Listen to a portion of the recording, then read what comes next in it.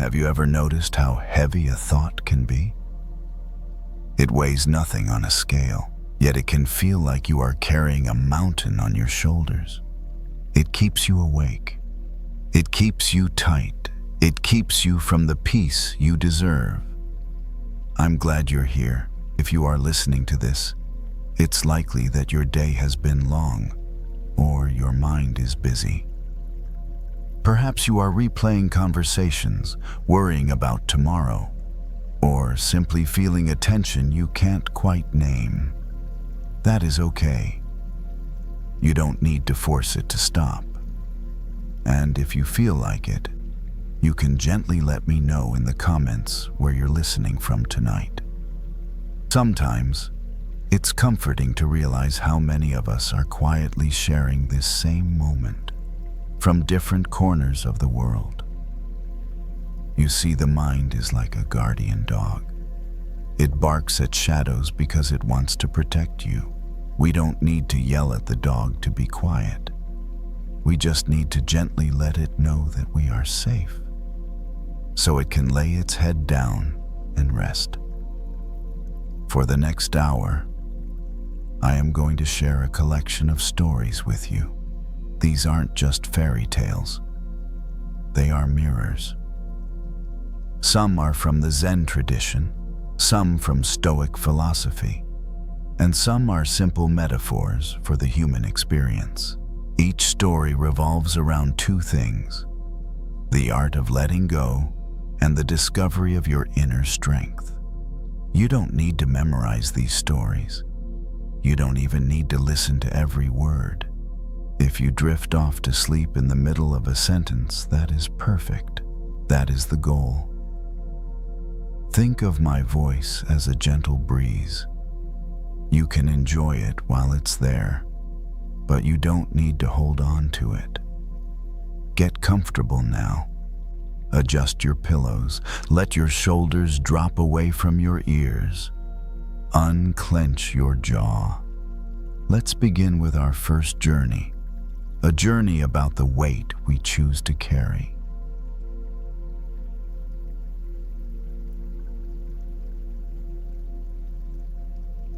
There are moments when anger arrives quietly, not as an explosion, but as a tightening.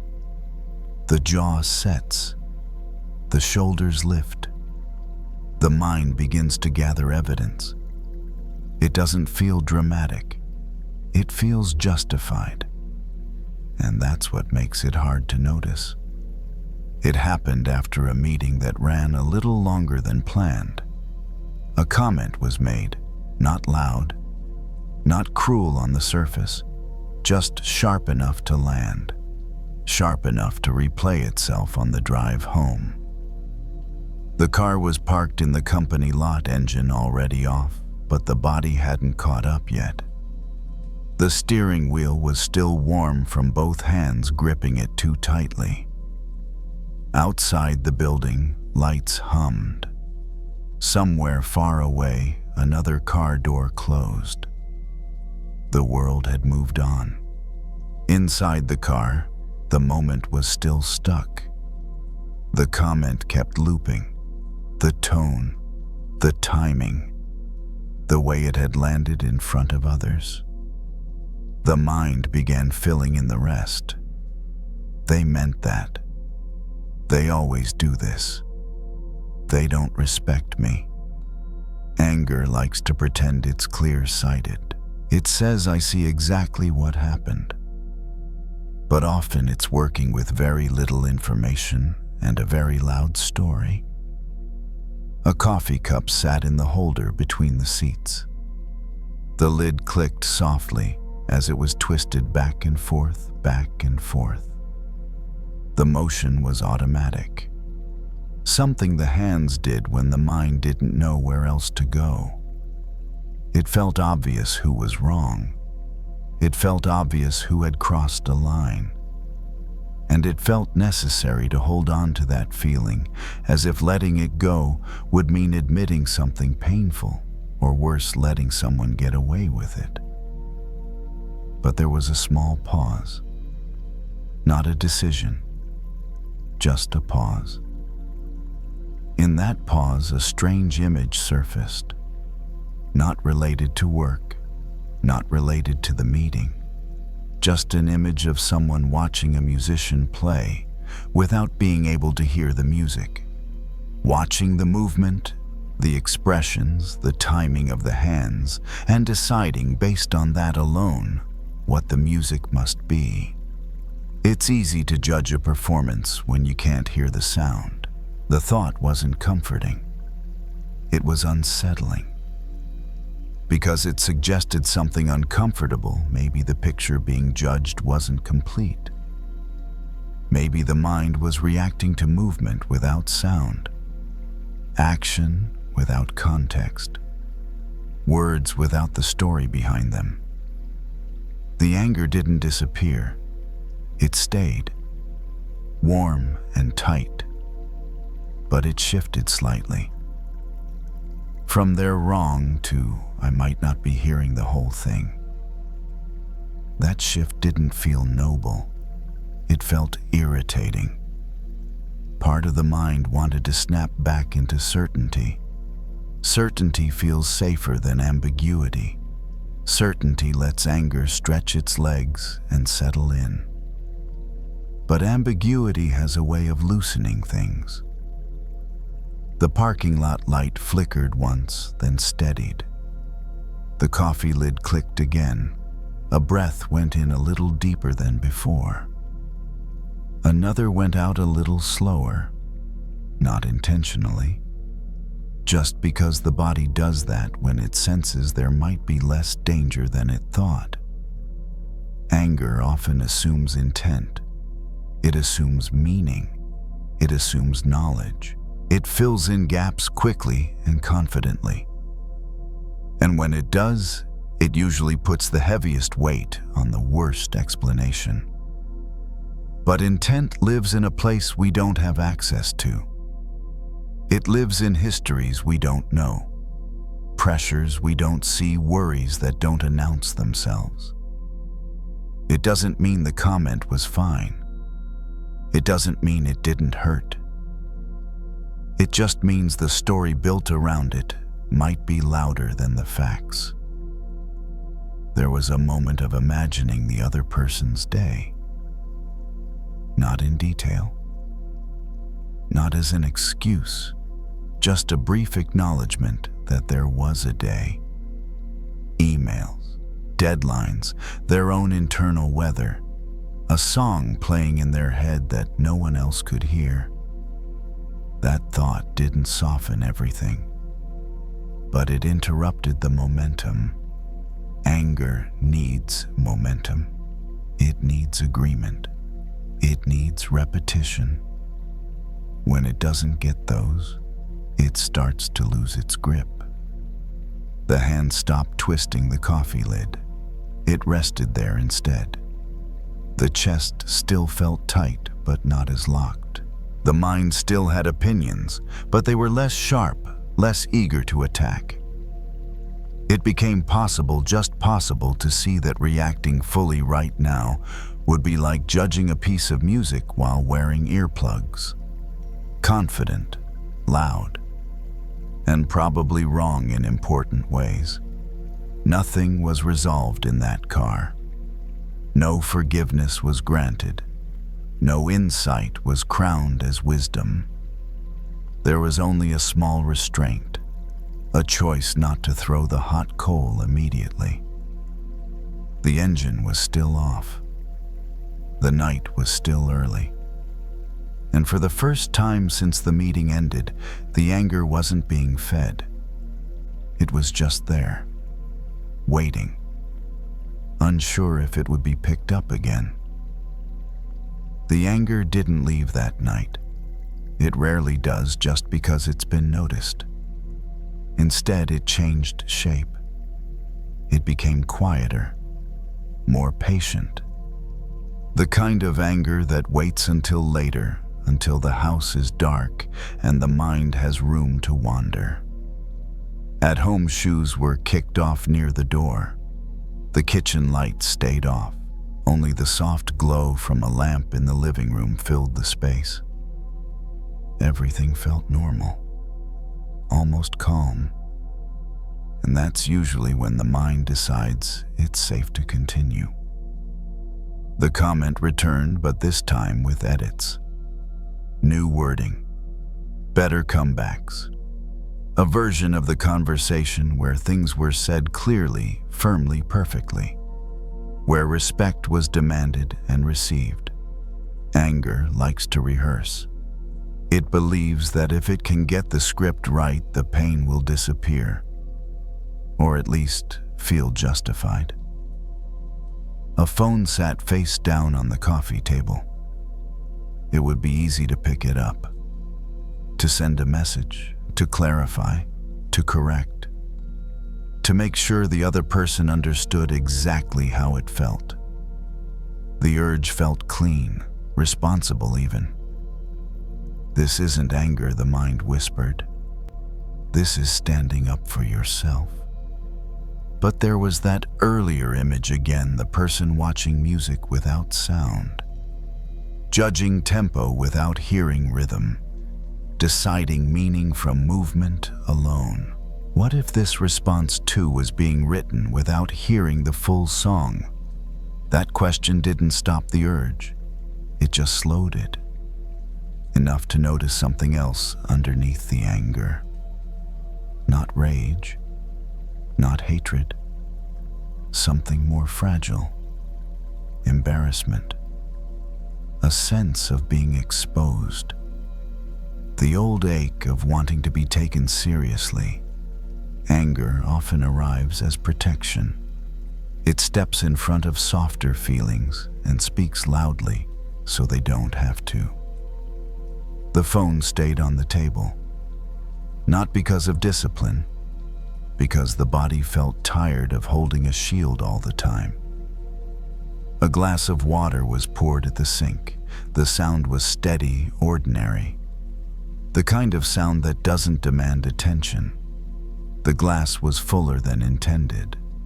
Water crept toward the edge and spilled slightly onto the counter. It wasn't dramatic. Just enough to notice. The towel was grabbed without irritation. The spill wiped up. No commentary, no blame, no lingering. It was such a small thing. But it landed. Problems don't always need to be thrown away. Some things are cleaned, quietly, without punishment. The mind returned to the moment in the meeting, the tone, the timing. And then for the first time, another possibility was allowed to exist alongside the original story. Not replacing it, just sitting next to it. What if that comment wasn't aimed? What if it wasn't about me? What if it came from stress, not intent? These questions didn't excuse the impact. They didn't erase the sting. But they loosened the grip of certainty. And certainty is what turns anger into a prison. Forgiveness is often misunderstood. It's imagined as something generous, something done for another person, a gift, a moral achievement. But more often, forgiveness begins as a practical decision. A refusal to keep replaying the same scene in the same tone. A choice to stop letting the nervous system stay on high alert for something that already passed. The anger was still there, but it was no longer being sharpened. The mind tried once more to rehearse the conversation. This time it didn't have as much energy. The lines sounded forced. Overworked, like a joke told too many times. The body shifted on the couch. A deeper breath came and went. Not because it was instructed to, because there was room for it now. It became clear that holding on to the anger wasn't keeping anyone accountable. It was just keeping the moment alive, over and over. Long after it needed to be. and maybe that's what forgiveness actually is. Not saying what you did was fine, not pretending it didn't hurt, but deciding that the moment doesn't get unlimited access to your nights. The thought of responding tomorrow after sleep, after space, felt different than responding now. Less charged, less urgent, more grounded. That difference mattered. The lamp was turned off. The room darkened. The house made its small, settling sounds. Pipes, walls, the quiet proof that time was moving forward, whether the mind cooperated or not. Anger can be like listening to only the loudest instrument in a song and assuming that's all there is. Forgiveness doesn't require loving the music. It only asks that you admit there might be more playing than you can hear right now. Lying there, nothing was resolved. No apologies imagined, no outcomes guaranteed. Just a body that no longer needed to stay clenched around a single note. The anger wasn't gone, but it wasn't in charge. And for tonight, that was enough.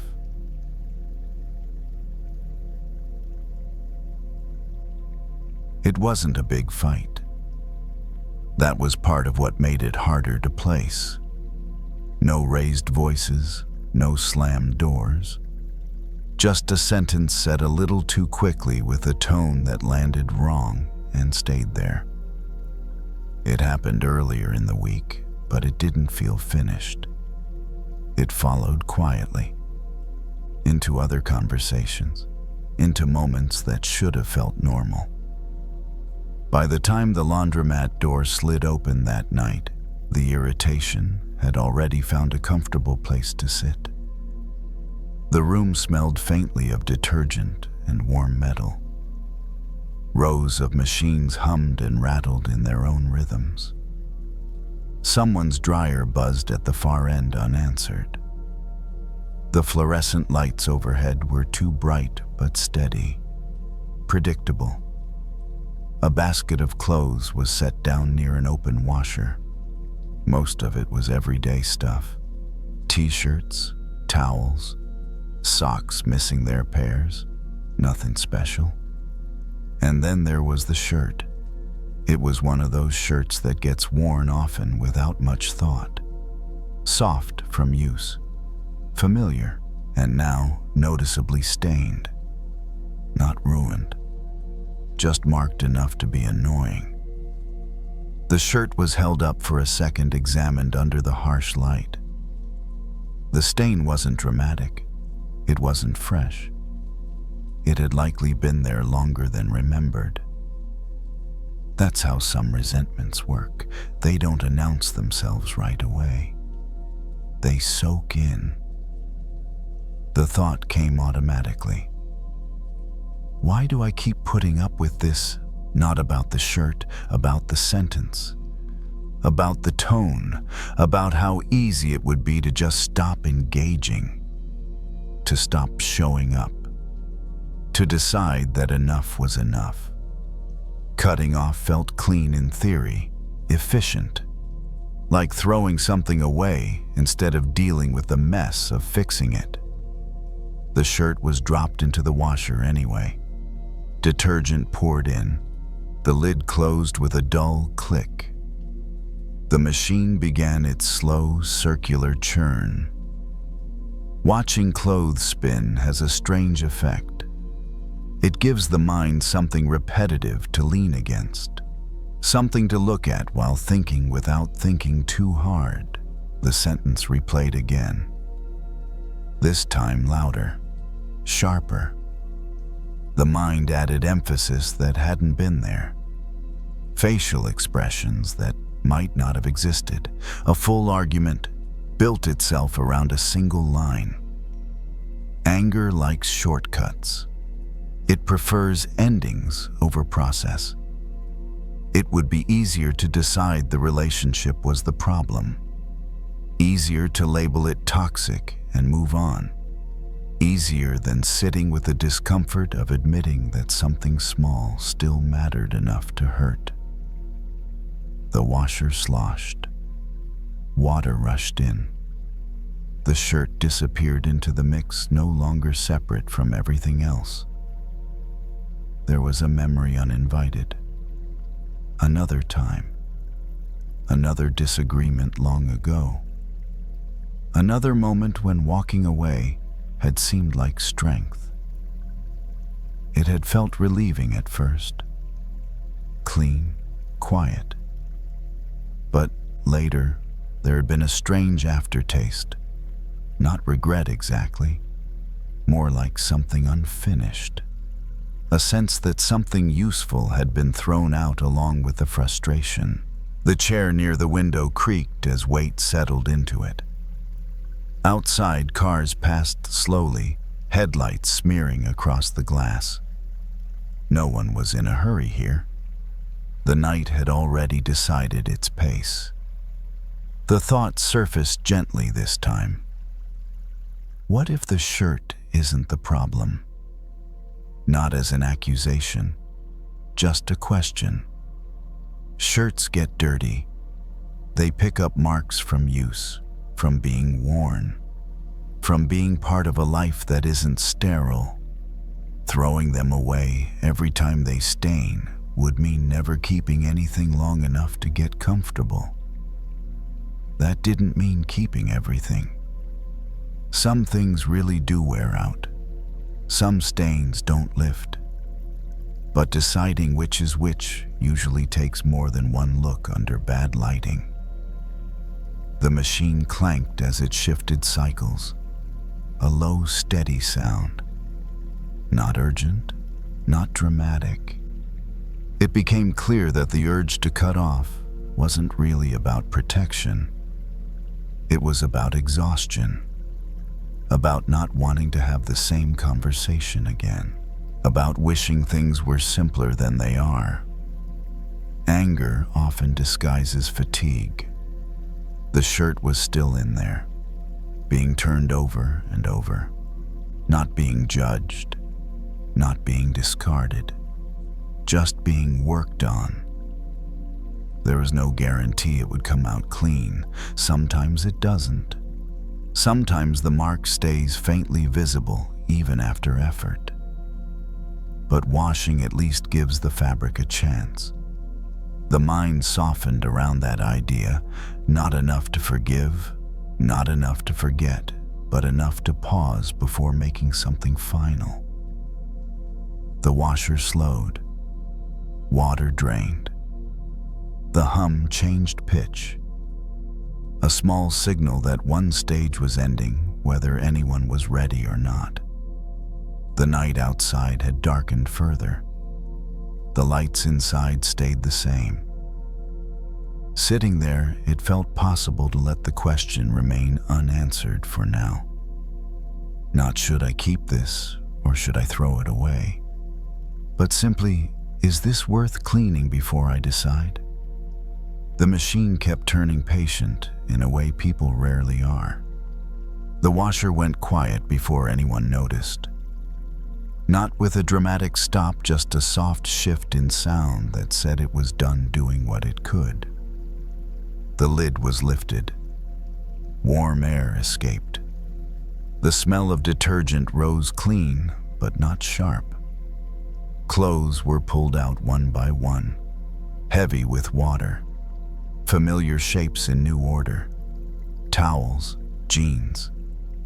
The shirt came last. It was held up again under the same fluorescent light. The stain was still there. Lighter now, less defined.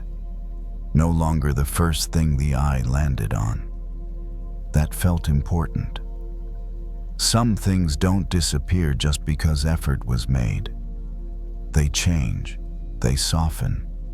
They stop demanding all the attention. The shirt was folded and set aside not as something precious, but as something still usable. Still part of the rotation. Still allowed. There was an unexpected easing in the chest. Not relief exactly. more like the absence of pressure that had been mistaken for resolve.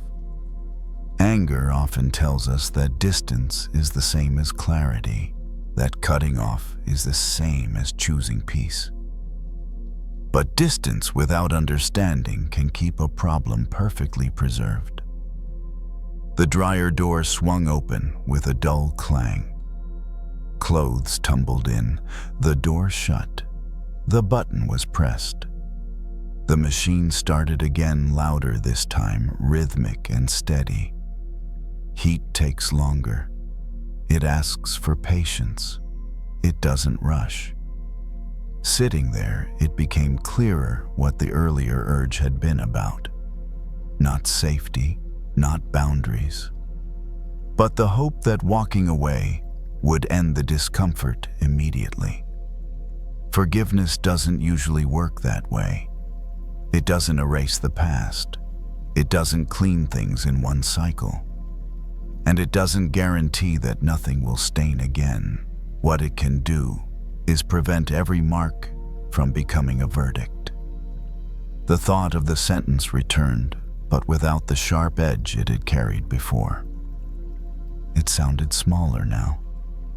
Still awkward, still careless, but no longer proof of something irredeemable.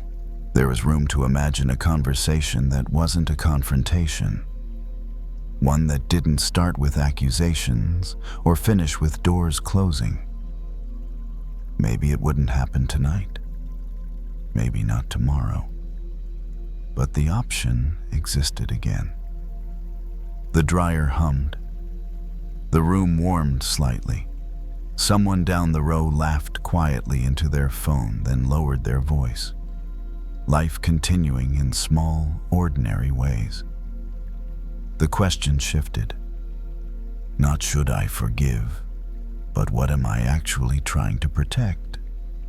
Sometimes throwing something away protects us from effort more than from harm. The dryer stopped with a buzz. This time it was answered. Clothes were warm to the touch. The shirt, now dry, felt lighter in the hands than expected. The stain was still faintly there. A reminder. Not of damage, but of use. It didn't feel like a symbol of betrayal anymore. Just a sign that something had been worn long enough to matter. The basket was picked up. The night air outside was cooler. The walk to the car was quiet. No conclusions reached. No promises made. But something had changed. The anger no longer needed to be fed with final decisions. It had been acknowledged, worked through, and set aside for the night. The relationship hadn't been fixed. The sentence hadn't been erased. But the impulse to throw everything away had loosened its grip. Sometimes peace doesn't come from cutting ties. It comes from realizing that not everything needs to be decided at the height of discomfort. The shirt would be worn again, or it wouldn't. That could be decided later in better light with a clearer head. For now, it was enough to know the difference between something that needs cleaning and something that needs to be discarded, and to choose not to confuse the two.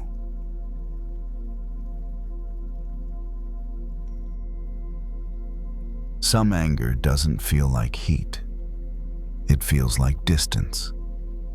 It shows up as a short reply, a delayed call back, a quick change of subject. It doesn't slam doors, it just quietly keeps them half closed. That kind of anger had been around for a long time, long enough that it stopped feeling like anger and started feeling like a personality trait. This is just how we are. This is just how it went. We don't talk about that. The kitchen was quiet that night. A single light above the island was on, warm but not bright. A cup of tea sat cooling on the counter. The house made soft noises, pipes settling the refrigerator, humming the faint click of a ceiling fan switching speeds in another room. A hand rested on the edge of the counter. The skin there had a scar, not a dramatic one, not something strangers asked about, just a pale line that caught the light when the wrist turned. The scar came from years ago, a simple accident. A broken glass in the sink, a fast reach without thinking, a sharp sting, then blood, then stitches, then time. Now, it was mostly forgotten. Until moments like this, when the body was still and the mind wandered to places it usually avoided. The anger wasn't about the scar, but the scar reminded the mind of something else, another old wound. One that didn't show on the skin. A family argument from years ago. Not even a single argument, really. More like a long series of little misunderstandings collected and stacked until one day, something heavy fell. There had been harsh words, a story told wrong, a phone call that ended too fast, a holiday that felt awkward, and then slowly, the silence became normal. No one declared a cutoff. No one officially ended things. It just became easier not to try, easier not to risk more disappointment. That night, the tea had gone lukewarm. It was lifted anyway. A small sip. The taste was flat. The cup was set back down with a soft clink. The scar caught the light again. There was a strange thing about scars. They're proof that something happened, but they're also proof that something ended. The wound closed. The skin decided it would keep going. The mind returned to the old family moment and immediately tried to make it simple. They were wrong. I was right. They never apologized. I didn't deserve that. It's comforting to keep the story clean. Clean stories are easy to hold, but real life is rarely that neat. A thumb traced the scar without thinking. The skin there was smooth, but different. Not painful, just changed. The thought came softly, if this scar could heal without becoming the whole hand, maybe the old hurt didn't have to become the whole relationship. Not a command, not a lesson, just a possibility. Forgiveness is often imagined as a big moment. A phone call, a speech, a tearful reunion. But most of the time it starts much smaller. It starts as a shift inside the person carrying the weight, a willingness to loosen the grip, not because the other person earned it, but because holding it has started to cost too much. The kitchen light stayed steady. The house stayed quiet. Outside, a car passed, and the headlights slid across the wall for a second, then disappeared. The mind tried to argue with the softness. If I let this go, they win. If I forgive, it means it wasn't a big deal. If I soften, I'm saying it was okay. But forgiveness doesn't mean the wound didn't happen. It means the wound doesn't get to keep bleeding every time you touch it. The scar on the wrist wasn't an apology from the glass. It wasn't justice. It was just the body moving on. The mind didn't like that comparison. The mind wanted something cleaner. A clear apology, a clear admission, a clear ending. But life doesn't always give that. Sometimes the only clarity available is the choice to stop reopening the wound. Another sip of tea, still lukewarm, still not great. And yet, drinkable. That was how the relationship felt in the mind sometimes. Not perfect, not warm, but still there, still possible.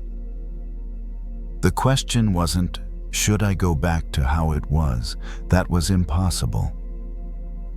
The question was something quieter. Can I let it be changed without letting it be dead? The scar didn't answer. It just existed. Calm, neutral, honest. A text message sat unsent in the phone's draft folder. Not a full conversation, just a line that had been typed and deleted a few times over the last month. Something simple like, "Hey, I was thinking about you."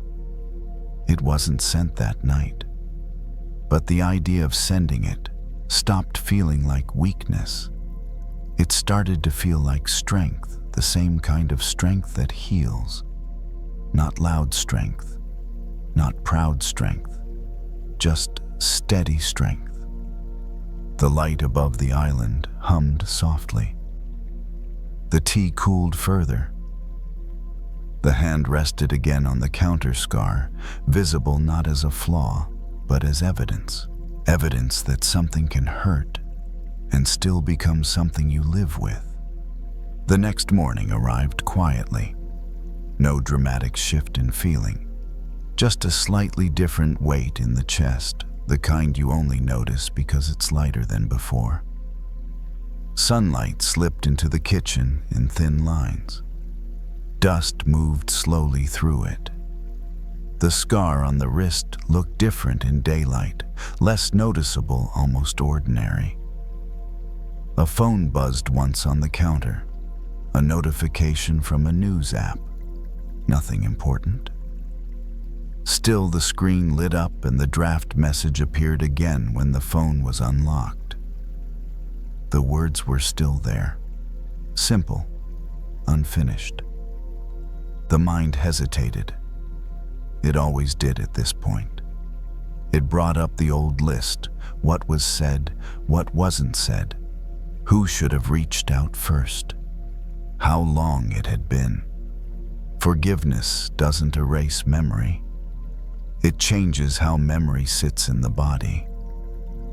The scar didn't hurt when the wrist moved. It didn't reopen just because it was seen. It stayed closed, doing its quiet work. That didn't mean the past was harmless. It meant the past no longer had sharp edges. A photo frame was picked up from the shelf. Not a carefully chosen one. Just something that had ended up there over the years. A family picture from long ago. Everyone younger. Everyone trying in their own way. It was easier now to see how many versions of the story had existed at once. Everyone holding their own piece. Everyone convinced theirs was the full picture. Anger had once helped create distance. Distance had helped reduce pain.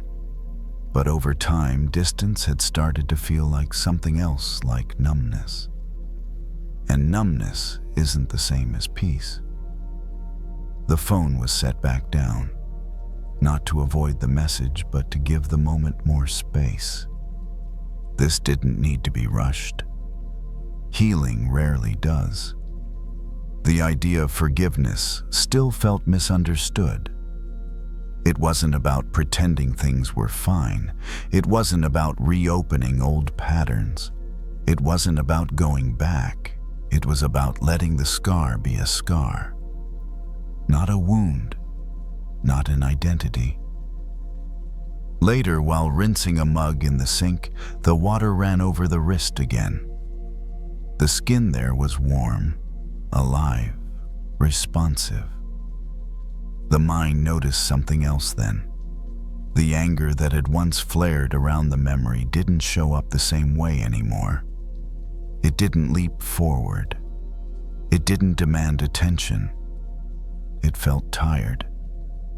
Like it had done its job and didn't need to keep working. There was a relief in that. a quiet one. Forgiveness doesn't announce itself. It doesn't come with certainty. Sometimes it shows up as the absence of the old reaction. A holiday card arrived in the mail later that week. The handwriting on the envelope was familiar. The sight of it used to cause an immediate tightening. This time the reaction came, and then passed. The card was opened, read once, then set down. No response was sent that day, and that was okay. Forgiveness doesn't require immediate action. It doesn't force connection before the system is ready. The scar remained, visible in some light, invisible in others. It no longer felt like proof of damage. It felt like proof of endurance. The past couldn't be undone. The relationship couldn't return to its old shape. But neither needed to be erased. The idea of reaching out shifted again, from I should to I might, from obligation to choice. That difference mattered. The phone stayed nearby. The message draft stayed simple. No explanations, no apologies demanded. Just an opening, a small one. Whether it would be sent tomorrow or next month didn't feel urgent anymore. Healing doesn't mean everything is fixed. It means the pain has stopped asking for your full attention. The scar had stopped asking for it long ago. Standing there, the wrist turned slightly. The light caught the pale line once more, not as a reminder of what was lost, but of what had already survived. And for now, that was enough. There are some fears that don't come from thoughts. They come from sound, not meaning, not memory, just noise arriving too fast, too loud, before the body has time to decide whether it's safe or not. The evening had been quiet. One of those nights where the house feels settled, even if the mind isn't. The kitchen light was dim, warm enough to soften the edges of things. A dishwasher hummed in the background, steady and predictable, like a low breath that never forgot its rhythm. Rain had started earlier, light at first, easy to ignore. Then it grew heavier. Standing at the counter, hands resting on the cool surface, there was no particular worry happening, no clear problem to solve. Just the usual tiredness of the day, the sense that everything had taken a little more effort than expected. And then the thunder came. It didn't ask permission. It didn't build slowly. It cracked through the air, sudden and full, close enough to make the windows vibrate. The body reacted before the mind could form a sentence. Shoulders jumped. Breath caught. The heart answered instantly, fast and sharp, like it had been waiting for this exact moment. For a second, the kitchen wasn't a kitchen anymore. It was just sound.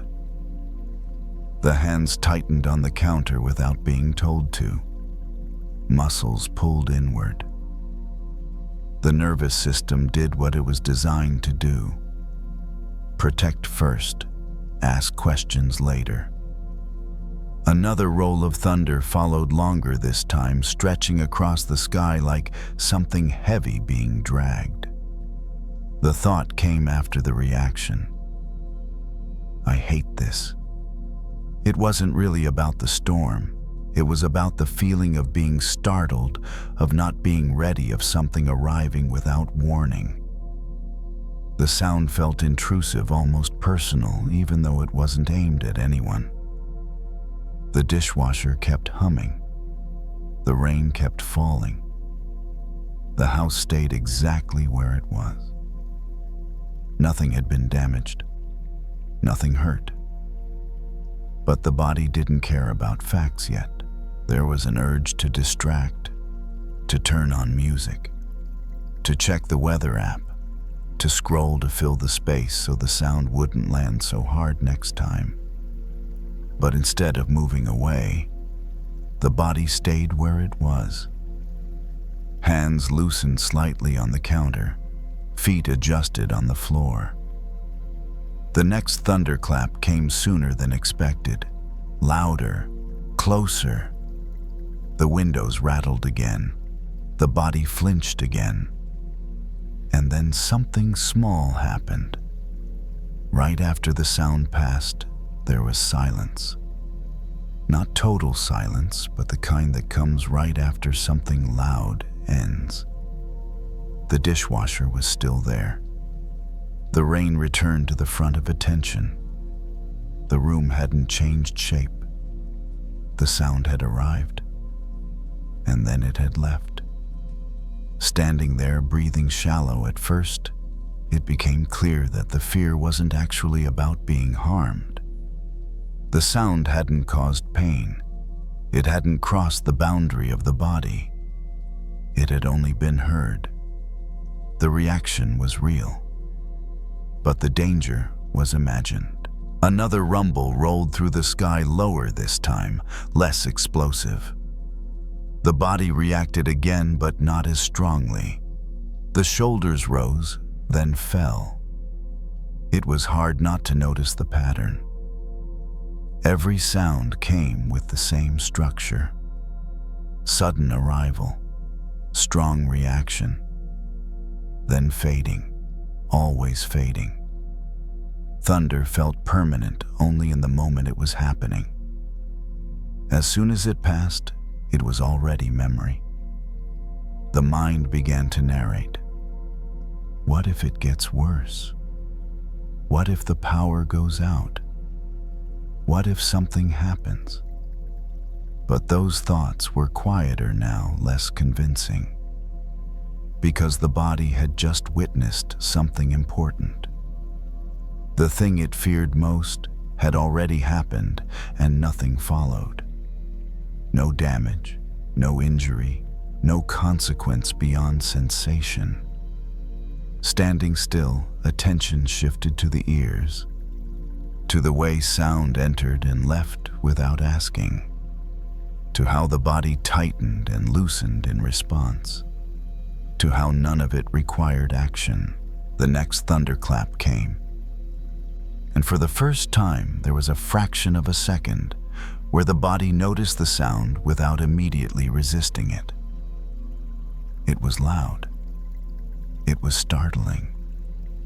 But it was still just vibration moving through air. The heart beat fast, then slowed. The breath shortened, then lengthened. The sound didn't stay. It never did. And in that small gap between the noise and the story about the noise, there was space, not comfort yet, not calm, just space where nothing needed to be fixed. The storm continued outside. Inside, the body stayed, listening, not bracing, not fighting, just listening. As the storm moved on, the thunder didn't stop all at once. It changed. The sharp cracks turned into long, low rumbles, the kind that arrive gently, roll through the sky, and leave without slamming the door. The rain stayed steady, tapping against the windows, a softer sound that felt easier to live with. Inside, the body was still alert, but not as tense. The first wave of fear had already passed. What remained was a faint readiness, like the echo of a jump that had already happened. Standing there, it became easier to notice something simple. The sound itself had no intention. It wasn't coming closer. It wasn't choosing a target. It was just moving through the air, doing what sound does.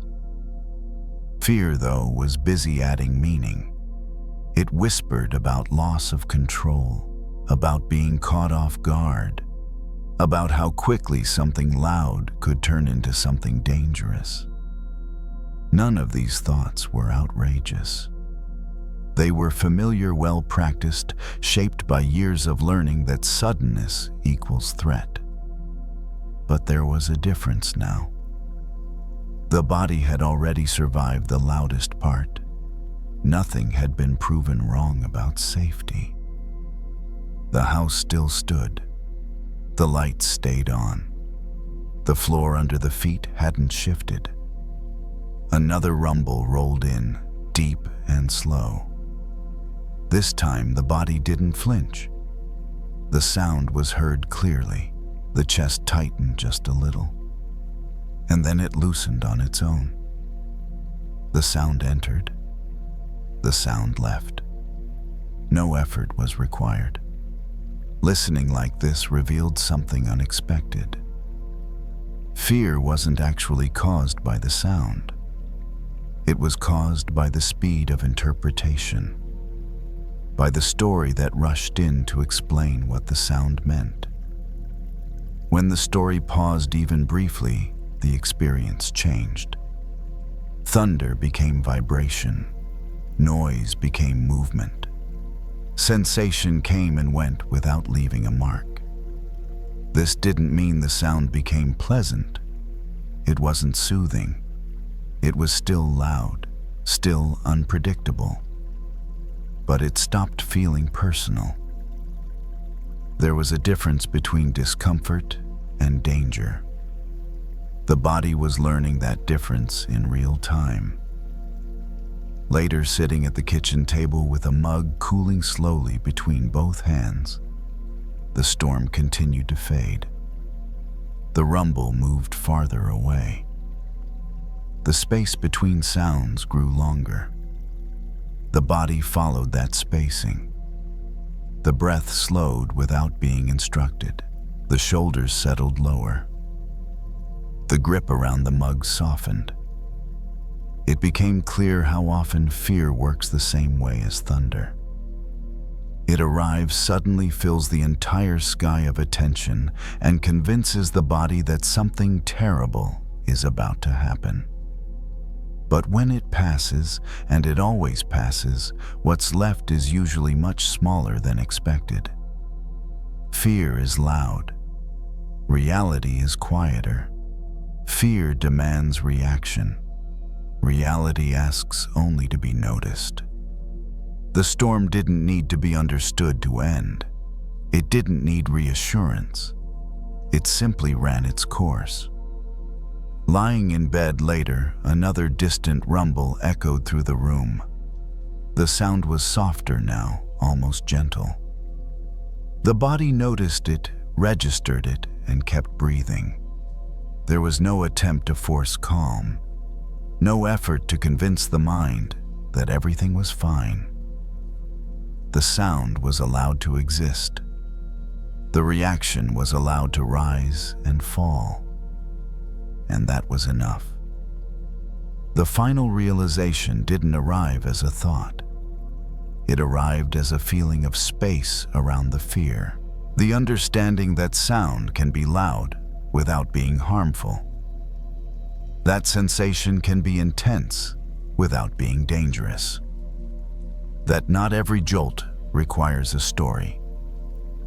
The storm outside eventually moved beyond hearing. The rain thinned.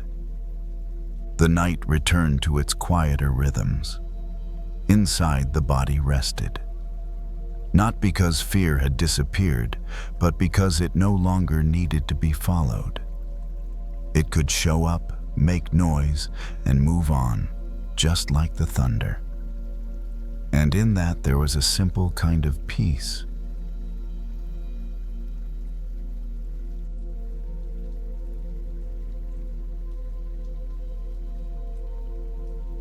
There's a particular kind of fear that doesn't feel dramatic at all. It doesn't rush in. It doesn't shout. It just sits quietly right at the edge of the next step. That was the feeling that evening.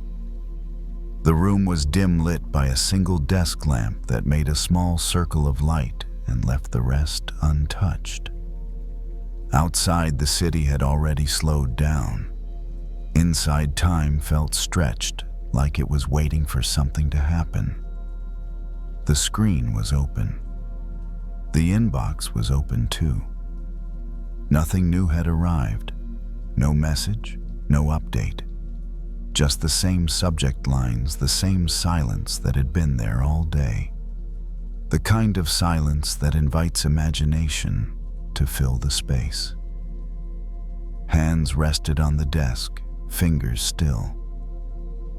The body leaned forward slightly as if that might help something appear. The mind kept stepping ahead, rehearsing outcomes that hadn't happened yet. Good ones, bad ones. Mostly bad ones because fear is efficient that way. It felt like standing at the edge of something unseen, not a visible cliff, more like an absence. The future didn't look dangerous. It just didn't look like anything at all. And that somehow was worse. The urge was to wait, to stay exactly where things were known, even if they weren't comfortable. Waiting felt safer than stepping into uncertainty without proof that something solid would meet the foot on the other side. The chair creaked softly as weight shifted. The lamp hummed faintly. The room offered small, ordinary sounds that suggested stability, but the mind wasn't interested in those. It was focused on the gap. What if there was nothing there? What if this step was a mistake? What if moving forward made things worse? These questions didn't ask to be answered. They asked to be obeyed. After a while, the body noticed something else. The shoulders had crept upward. The jaw was tight. The breath was shallow, hovering near the top of the chest, like it didn't want to commit to being fully taken. There was a pause, not a decision. Just a pause long enough to feel how uncomfortable standing still had become. The idea appeared quietly. Just one small step. Not a leap, not a commitment, not a final choice. Just a step small enough that it couldn't ruin anything. The hand moved to the mouse. The cursor hovered. Then instead of refreshing the inbox again, the screen was minimized. The room felt different immediately. Not better, just different. The light from the lamp fell onto the desk instead of the screen. The edges of the room came back into awareness. The body leaned back in the chair. It was strange how small that action was and how much resistance it had carried. Fear hadn't been about the email. It had been about the idea that movement required certainty. Standing up from the chair, the floor met the feet without ceremony. The body stood there for a moment, unsure what came next. The gap hadn't disappeared. It was still there, invisible and wide, but now something else was present too. Momentum. The step hadn't revealed a bridge. It hadn't solved the future. It had only shown that the ground under the feet was still reliable. Walking to the window, the glass reflected a faint outline of the room. Lights from other apartments dotted the darkness. Other lives were unfolding, each with their own gaps, their own unanswered questions. No one else seemed to have it figured out either. The thought didn't bring comfort, but it brought honesty. The fear softened slightly, not because it had been argued with, but because it was no longer in charge. The body had moved anyway. Returning to the desk, the chair welcomed weight again. The screen stayed minimized. For the first time all evening, there was no urge to check. The step had already been taken. The gap was still invisible, but it felt less threatening now. Maybe bridges don't appear in advance. Maybe they form underfoot, one small decision at a time, not as a structure you can see from afar, but as something you discover only after you've already moved. The body settled into the chair. The breath deepened slightly. The night continued. Nothing had been resolved, but something had begun. And for now, that was enough. Later that night, the gap showed up again. Not at the desk this time, but in quieter places. In the pause before turning off the light. In the moment between setting the phone down and actually letting the hand relax. It wasn't loud. It didn't demand attention. It just lingered like a question left open on purpose. The body noticed it before the mind did. A slight tightness in the stomach. A familiar pull forward toward tomorrow. Toward outcomes that hadn't arrived yet and didn't know their own shape. Fear has a strange way of pretending to be practical. It says it's just being careful, just planning ahead, just trying to prevent regret. But standing there in the dim room, it was easier to see what fear was really asking for. It wasn't asking for safety. It was asking for certainty. And certainty wasn't available. The floor lamp cast a soft glow across the wall. Shadows shifted slightly as the air moved. Everything in the room existed without needing to know what came next. The body lowered onto the couch. The cushion adjusted. Support appeared without negotiation. That felt important. The gap in the mind was loudest when attention stayed in the future. When it imagined the step after the next step, and then the one after that. When it tried to see the whole bridge before even leaving the edge. But when attention returned to what was here, the weight of the body, the texture of the fabrics, quiet hum of the building, the gap lost some of its power. It was still there, but it wasn't in control. It became clear that fear didn't actually mind small steps. It panicked at the idea of irreversible ones.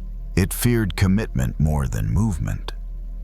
So movement stayed small. The phone was placed face down on the table. Not hidden, not turned off, just not centered. The room seemed to exhale at the same time the body did. Another step. The breath deepened, not intentionally, but because it finally had room to.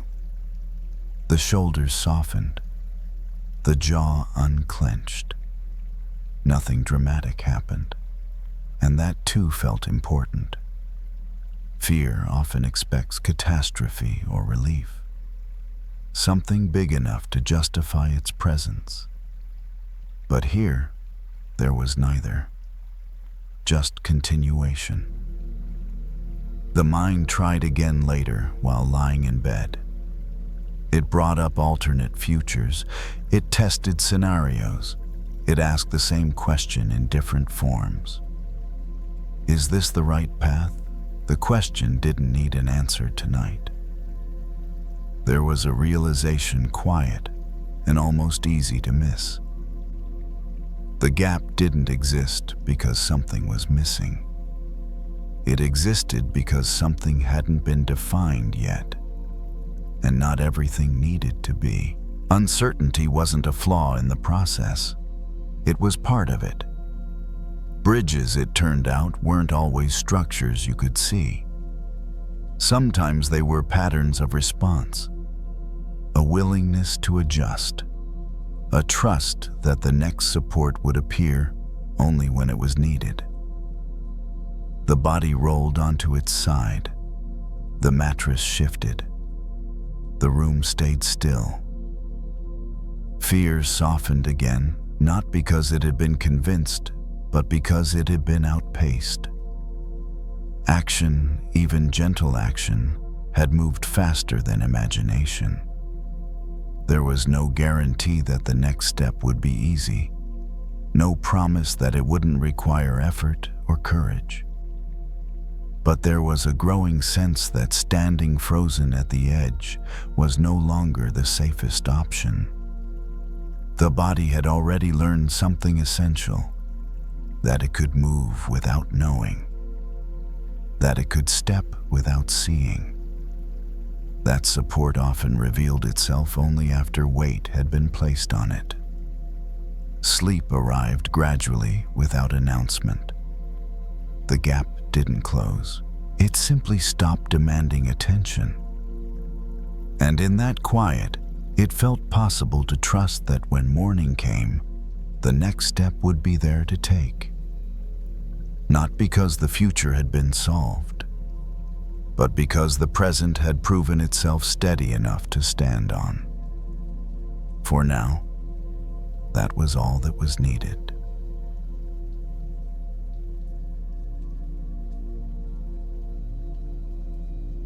It didn't feel like a crisis.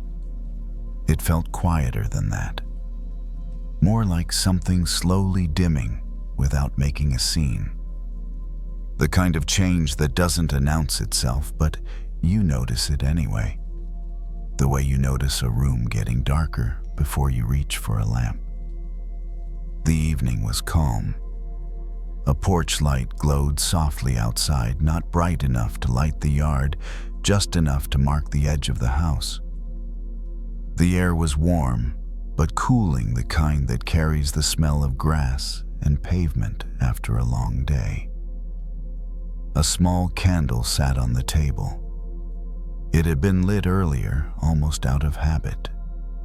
Not for ritual, not for comfort, just because it felt right at the time. Now the flame was lower. It leaned to one side, flickered when the air shifted, then straightened again. Each movement felt fragile, like it might be the last. Watching it brought up an unexpected tightness in the chest.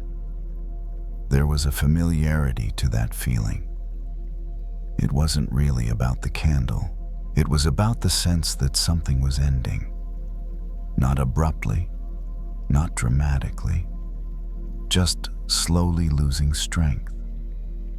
For a while, the flame was ignored. Attention drifted elsewhere.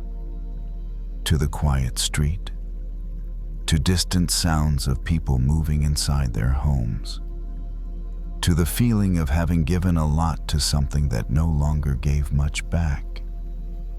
Eventually, the eyes returned to the candle. The flame was smaller now, still alive, but barely. Wax pooled around the base, glossy and uneven, as if it had already accepted what was coming. The instinct was immediate. Fix it. There was a match nearby, another candle too. It would be easy to add more wax, more fuel, more light. Easy to intervene to keep it going the way it had been before. But the hand didn't move. Something hesitated. Watching the flame struggle brought up memories that weren't attached to words. A job that used to feel meaningful. A role that once made sense. A version of life that had burned brightly for a long time, until one day it didn't. Fear crept in quietly. If this goes out, what's left? What replaces it? The flame dipped again, nearly disappearing, then caught itself. That tiny recovery stirred hope. Maybe it could last a little longer. Maybe it just needed help. But hope felt tired. There was a realization forming, slow and uncomfortable. keeping something alive past its natural rhythm doesn't always save it. Sometimes it only stretches the ending. The flame flickered sharply, reacting to a small gust of air. The body reacted too, a subtle lean forward, a readiness to protect. And then it happened. The flame thinned, wavered, and went out. No sound, no drama, just a thin thread of smoke rising into the dim air, curling slowly, as if unsure where to go next. The chest tightened, not with panic, with something closer to grief. The table looked different without the flame. The porch felt darker, emptier. The absence was immediate and undeniable. This was the part fear always focused on. The moment after something ends. The gap where light used to be. The mind rushed in quickly. You should have done something. You waited too long. Now it's gone. But beneath the noise, the body noticed something else. The warmth from the candle hadn't disappeared all at once. The wax was still warm to the touch. The air still carried a trace of smoke. The flame was gone, but its presence lingered. Sitting there, it became clear how often fear confuses ending with failure. As if something fading means it was handled wrong. As if letting something end naturally is the same as giving up. But the candle hadn't been abandoned. It had been watched, allowed to be what it was until it wasn't anymore. The darkness didn't feel dangerous. It felt unfamiliar. And unfamiliar things always look larger before the eyes adjust. The porch light hummed softly. Night sounds continued indifferent to the small ending that had just taken place. Life hadn't paused to mourn the flame. Still, there was a weight in the chest, a sense of standing at the edge of something new, without knowing what it might become. The match stayed where it was, unlit. The decision not to relight wasn't brave, it wasn't symbolic. It was simply honest. Whatever was meant to come next hadn't shown itself yet. For now there was just the smoke thinning into nothing, the table cooling, and the quiet understanding that some things don't end, so something else can begin immediately. Sometimes they end so there can be space. And that space, though uncomfortable, was not empty in the way fear described it. Later, the absence of the flame became more noticeable than the flame ever had been. The porch felt wider. The table looked barer. Shadows settled into places they hadn't been allowed to before. At first, the darkness felt like loss, like something important had slipped away without permission. But after a while, the eyes adjusted. Details that had been washed out by the small circle of light began to appear. The grain of the wood on the table, the soft glow from the house behind the glass, the slow movement of clouds passing in front of the moon. Nothing rushed in to replace the flame, and somehow that felt right. Fear often insists that endings must be followed immediately by beginnings. That if one thing fades, another must ignite at once, or else everything falls apart. But sitting there, it became clear that transitions don't always work that way. Sometimes there is a pause. The body noticed its own state in that pause. The shoulders were lower now, the breath deeper. The constant effort to keep something alive had quietly stopped. There was relief in that, even if it came wrapped in sadness. The warmth from the candle was gone, but the body wasn't cold. The night air moved gently across skin. The chair still held weight. Support hadn't vanished just because one source of light had. This felt important. So many fears are built around the idea that if something ends, everything else collapses with it. That identity, purpose, or meaning are tied to a single flame. But life doesn't organize itself so narrowly. Light shows up in different forms. Heat travels. Energy moves. The flame hadn't been destroyed. It had completed its role. That thought didn't bring celebration. It brought steadiness. Inside the house, another room was lit. A lamp left on by habit. Through the window, its glow reached the porch, faint, but enough to soften the edges of things. Not all light announces itself. Sitting there longer, it became easier to feel how tired the effort of holding on had been. How much energy had gone into preventing an ending that was already underway.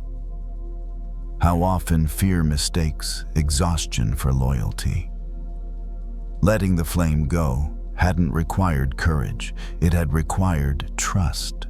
Trust that life doesn't depend on one source. Trust that what fades makes room without asking permission. Trust that renewal doesn't always look like replacement. Later, when the candle was picked up to be cleared away, the wax had hardened into uneven shapes. Small ridges, gentle curves. Evidence of heat that had moved and cooled in its own time. Nothing about it looked wasted. The match was still there too, unused, available, not urgent. That too felt right. There was no promise that another flame would be lit tomorrow. No plan for what would take its place. The future stayed open, undefined, and that openness no longer felt threatening. It felt spacious. Fear had been certain that darkness meant danger, that without constant light, something bad would happen. But the darkness had turned out to be just another condition. Temporary, neutral, allowing rest. Inside, getting ready for bed, the body moved more slowly than usual. Less driven, less tense. The day didn't need to be reviewed. The ending didn't need to be justified. Some things end not because they failed, but because they finished. The night held that truth easily. And as sleep arrived, there was a quiet sense that whatever was meant to burn next would do so when the time was right. Not forced, not rushed, not rescued from ending. Until then, it was enough to sit in the dark eyes, adjusted, breathing steady, trusting that nothing essential had been lost, only transformed.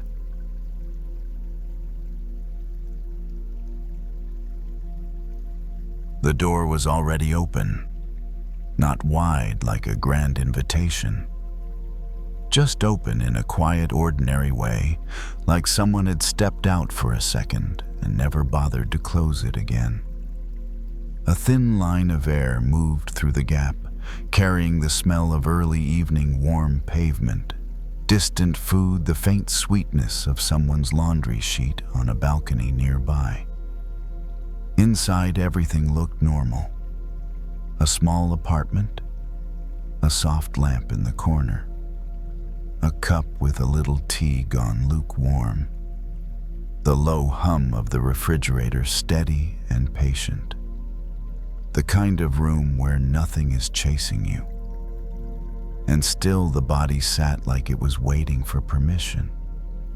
It was a Saturday. Not a dramatic Saturday, not a big plan day. Just the kind of weekend day that feels wide at first and then suddenly disappears. There had been laundry, a quick grocery run, a half-hearted attempt to clean the kitchen counter, a few minutes of scrolling that turned into an hour. Nothing had gone wrong. Nothing urgent was happening, but the mind was doing that thing again, turning small thoughts into tight loops. It started with one simple question: what should I do with my life? It always started like that, as if the mind was just being responsible, as if it was trying to help. Then the question split into smaller questions, like a crack in glass that spreads. What if I'm behind? What if I'm wasting time? What if I choose wrong? What if everyone else figured it out and I didn't? Each thought felt sharp for a second, then dulled, then returned again from a different angle. The body stayed on the couch phone face down on the coffee table, as if even the screen had become too loud. There was a feeling in the chest, tight, not painful, just braced, like the muscles were holding up an invisible weight. The balcony door was open because earlier there had been a moment of hope. The air outside had looked softer. The sky had been that calm blue-gray color that makes people pause without knowing why. The thought had been, I should step out there, just for a minute. But just for a minute had turned into maybe later. Now later had arrived, and the door was still open and the body was still inside. It wasn't fear in a big, obvious way. There was no panic, no shaking hands. It was smaller than that. It was the quiet hesitation that comes from habit. The way you can stand in front of a fridge full of food and still feel like there's nothing you want. The way you can be free and still feel stuck. The mind said, what's the point? Then it said, what if it doesn't help? Then it said, what if stepping outside makes you feel worse? The thoughts were quick, like a small bird fluttering in place, beating its wings without going anywhere. There was a memory then, almost silly. A childhood image from a school trip, a small bird in a classroom cage. The teacher had opened the door to show the kids something about kindness, about release. Everyone had leaned in, waiting for the moment the bird would fly out. But the bird didn't move. It just sat there, head turning, eyes, bright body, perfectly still. The door was open. The sky was right there. But the bird stayed inside, not because it wanted to suffer, but because it didn't fully believe the opening was real. Or maybe it did believe it and still didn't know what to do with it.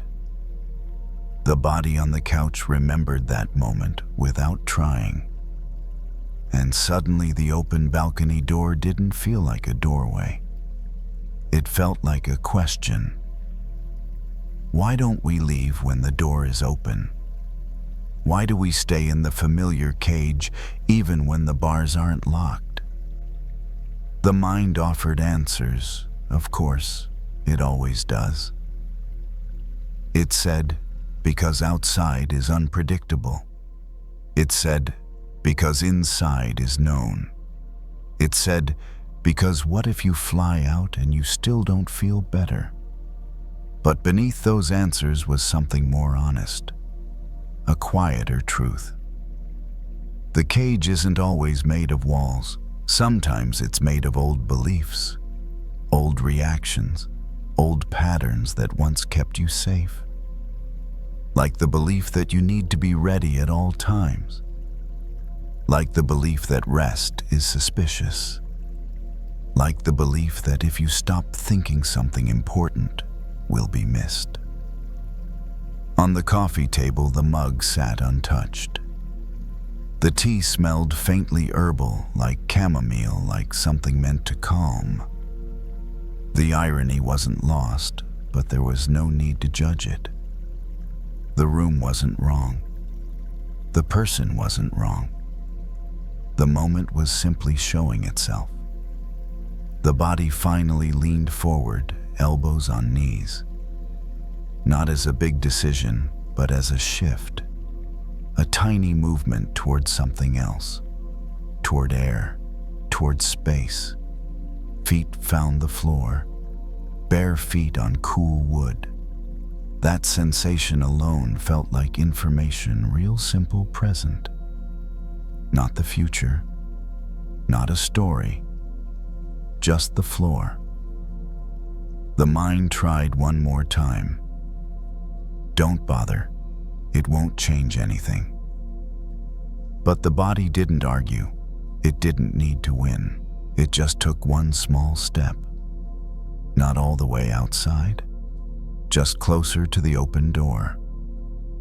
And in that closer space, the air touched the face barely, like a soft hand. The night didn't demand anything. It didn't ask for a plan. It didn't ask for progress. It didn't ask for clarity. It just offered space. The door was still open. And for the first time all day, the person noticed something simple and surprising. They weren't trapped. They were just used to staying. Standing closer to the open door changed very little on the outside. The street was the same. The sky was still that soft, fading blue. A car passed tires whispering against asphalt. Somewhere nearby, a radio played low enough that it sounded like memory instead of music. But inside, something had shifted. Not a breakthrough, not relief, just a loosening. Like the body had stopped leaning away from something it had been avoiding without realizing it. The shoulders dropped a fraction. The breath moved lower, deeper without instruction. It wasn't calm yet. It was space. And space was enough for now. The mind didn't disappear. It rarely does. It stayed nearby, alert, cautious. It said, "Okay, but what now?" It said, "You can't just stand here forever." It said, "This doesn't solve anything." None of that was wrong. But none of it needed an answer in this moment. The open door didn't promise a solution. It wasn't a guarantee of happiness or clarity or a better life. It was simply an opening, a pause in the pattern, a chance to notice how much effort had been going into staying exactly where things felt familiar. There was another step, small, barely noticeable. One foot crossed the threshold and rested on the balcony floor. Cool concrete this time, different from the wood inside. Different textures, different temperatures. The body registered it before the mind could comment. The second foot followed. Now fully outside, the person didn't feel free or brave or transformed. They felt exposed, just a little. Like taking off a layer you'd been wearing for years and suddenly realizing the air touches you everywhere. It wasn't uncomfortable exactly, just unfamiliar. The balcony was small. A chair pushed against the wall, a plant that needed more water than it was getting, a railing with chipped paint. Nothing inspiring, nothing cinematic. Just a place between inside and outside. The city moved on, unconcerned. People walked dogs. Lights flicked on in windows across the street. Life continued at its own pace, indifferent to whether anyone had figured themselves out or not. And that was the strange comfort of it. The world wasn't waiting for permission. The mind had spent so long believing that staying alert, staying tense, staying inside the cage was a form of control, that if it could just think far enough ahead, prepare thoroughly enough, worry responsibly enough, it could prevent pain, prevent regret, prevent mistakes. But standing there now, it was clear how little of that was true. The train of life didn't slow down when you stayed awake worrying. It didn't speed up when you relaxed. It didn't change direction because you replayed conversations or rehearsed futures. It moved according to its own tracks. And somehow knowing that didn't feel threatening. It felt relieving. There was a moment of sadness then, soft but real. A grief for all the time spent sitting just inside open doors. For all the chances to rest that had been postponed. For all the moments when the cage had been assumed locked, even when it wasn't. The sadness didn't need fixing either. It came and settled like a bird landing briefly on a railing. It didn't demand a story. It didn't ask to be pushed away. It was just there, sharing the space. The body leaned against the railing. The cool metal pressed into forearms. The breath moved in and out steady enough. The night air carried sounds and smells without explanation. Someone laughed 2 buildings over.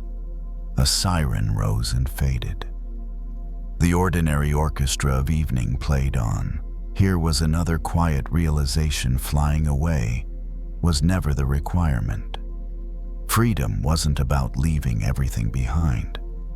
It wasn't about dramatic escapes or bold moves or perfect timing. It was about knowing you could move if you wanted to. About understanding that the door wasn't locked. That staying was a choice, not a sentence. The bird in the classroom cage hadn't flown out right away. Maybe it never did. Maybe it sat there for a long time, head turning, learning the shape of the opening. Learning that the air beyond the bars didn't bite. Learning that nothing bad happened just because the door was open. Maybe that was enough. The person stayed on the balcony a little longer, not to accomplish anything. Not to chase a feeling. Just to be there. To let the nervous system adjust to not being clenched. To let the idea of openness settle without being forced into action. Eventually, there would be a return inside. The door would be slid shut gently. Dinner would be made or not made. Tomorrow would come with its questions and uncertainties. None of that had vanished. But something important had changed. The cage was no longer mistaken for safety. The door was no longer invisible. And whether the bird flew or stayed, one thing was now clear. It wasn't trapped. It never had been.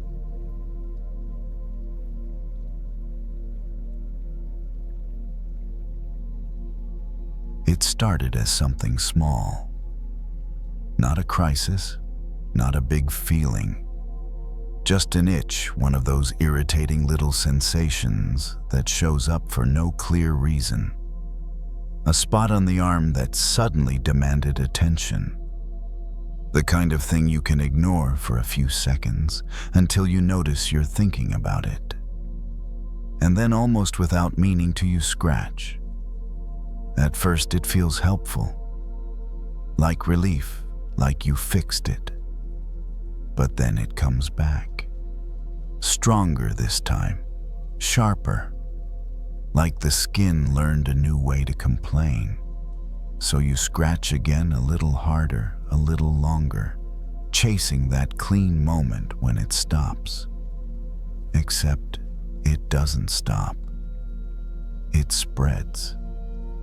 That night, the apartment was quiet, in the way it usually is when the day finally lets go. The overhead lights were off. A single lamp made the walls look softer, like they had less to say. The TV wasn't on. The phone was charging face down. In the kitchen, the dishwasher ran with a low, steady swish, like waves in a small indoor ocean. The person had been trying to relax. That was the plan anyway. A shower, comfortable clothes, something warm to drink, a normal wind down. Nothing special.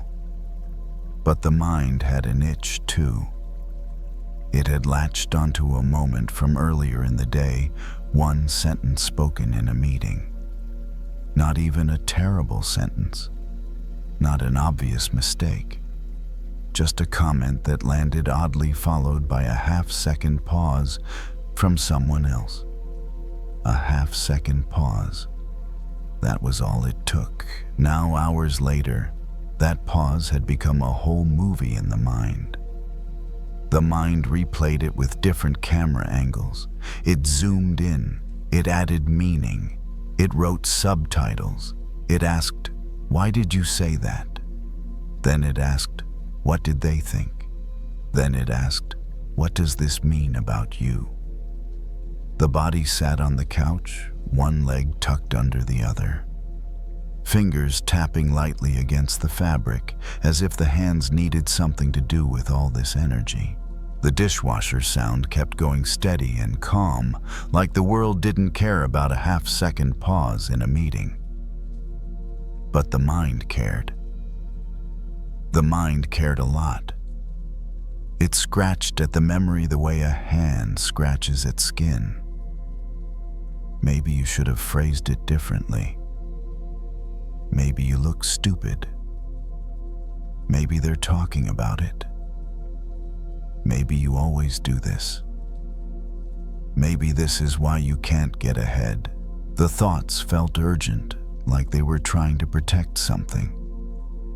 Like they were warning you so you wouldn't be hurt again. And in a strange way, that's what they were doing. Overthinking isn't always vanity. Sometimes it's a nervous system trying to stay safe. Sometimes it's the brain believing that if it analyzes pain in advance, it can prevent pain later. It's not logical, but it is familiar. It's like scratching. It comes from the honest desire for relief, but it doesn't deliver relief. Not for long. The person reached up and rubbed the inside of the wrist, an absent gesture like the body was acting out the metaphor without knowing it. There was a real itch there too, probably from dry skin, maybe from a new detergent. The rubbing turned into scratching, and for a second it felt better. Then it got worse. The skin warmed under the fingernails. The itch spread outward like little sparks. The person stopped surprised and stared at the spot as if it had betrayed them. And that's when something clicked. This is exactly what happens in the mind. You poke at a worry. You pick at a thought. You scratch at a memory. And instead of healing it, you inflame it. Not because you're doing it wrong, not because you're weak, but because some things don't settle through force. Some things settle through non-reaction, through leaving them alone long enough for the body to realize it's safe. The person leaned back against the couch cushion, the fabric cool against the shoulders. The dishwasher swished. The lamp hummed faintly. The room held steady. The mind, though, wanted to keep going. It wanted to keep scratching at the meeting moment. It wanted to squeeze meaning out of it until something finally felt certain.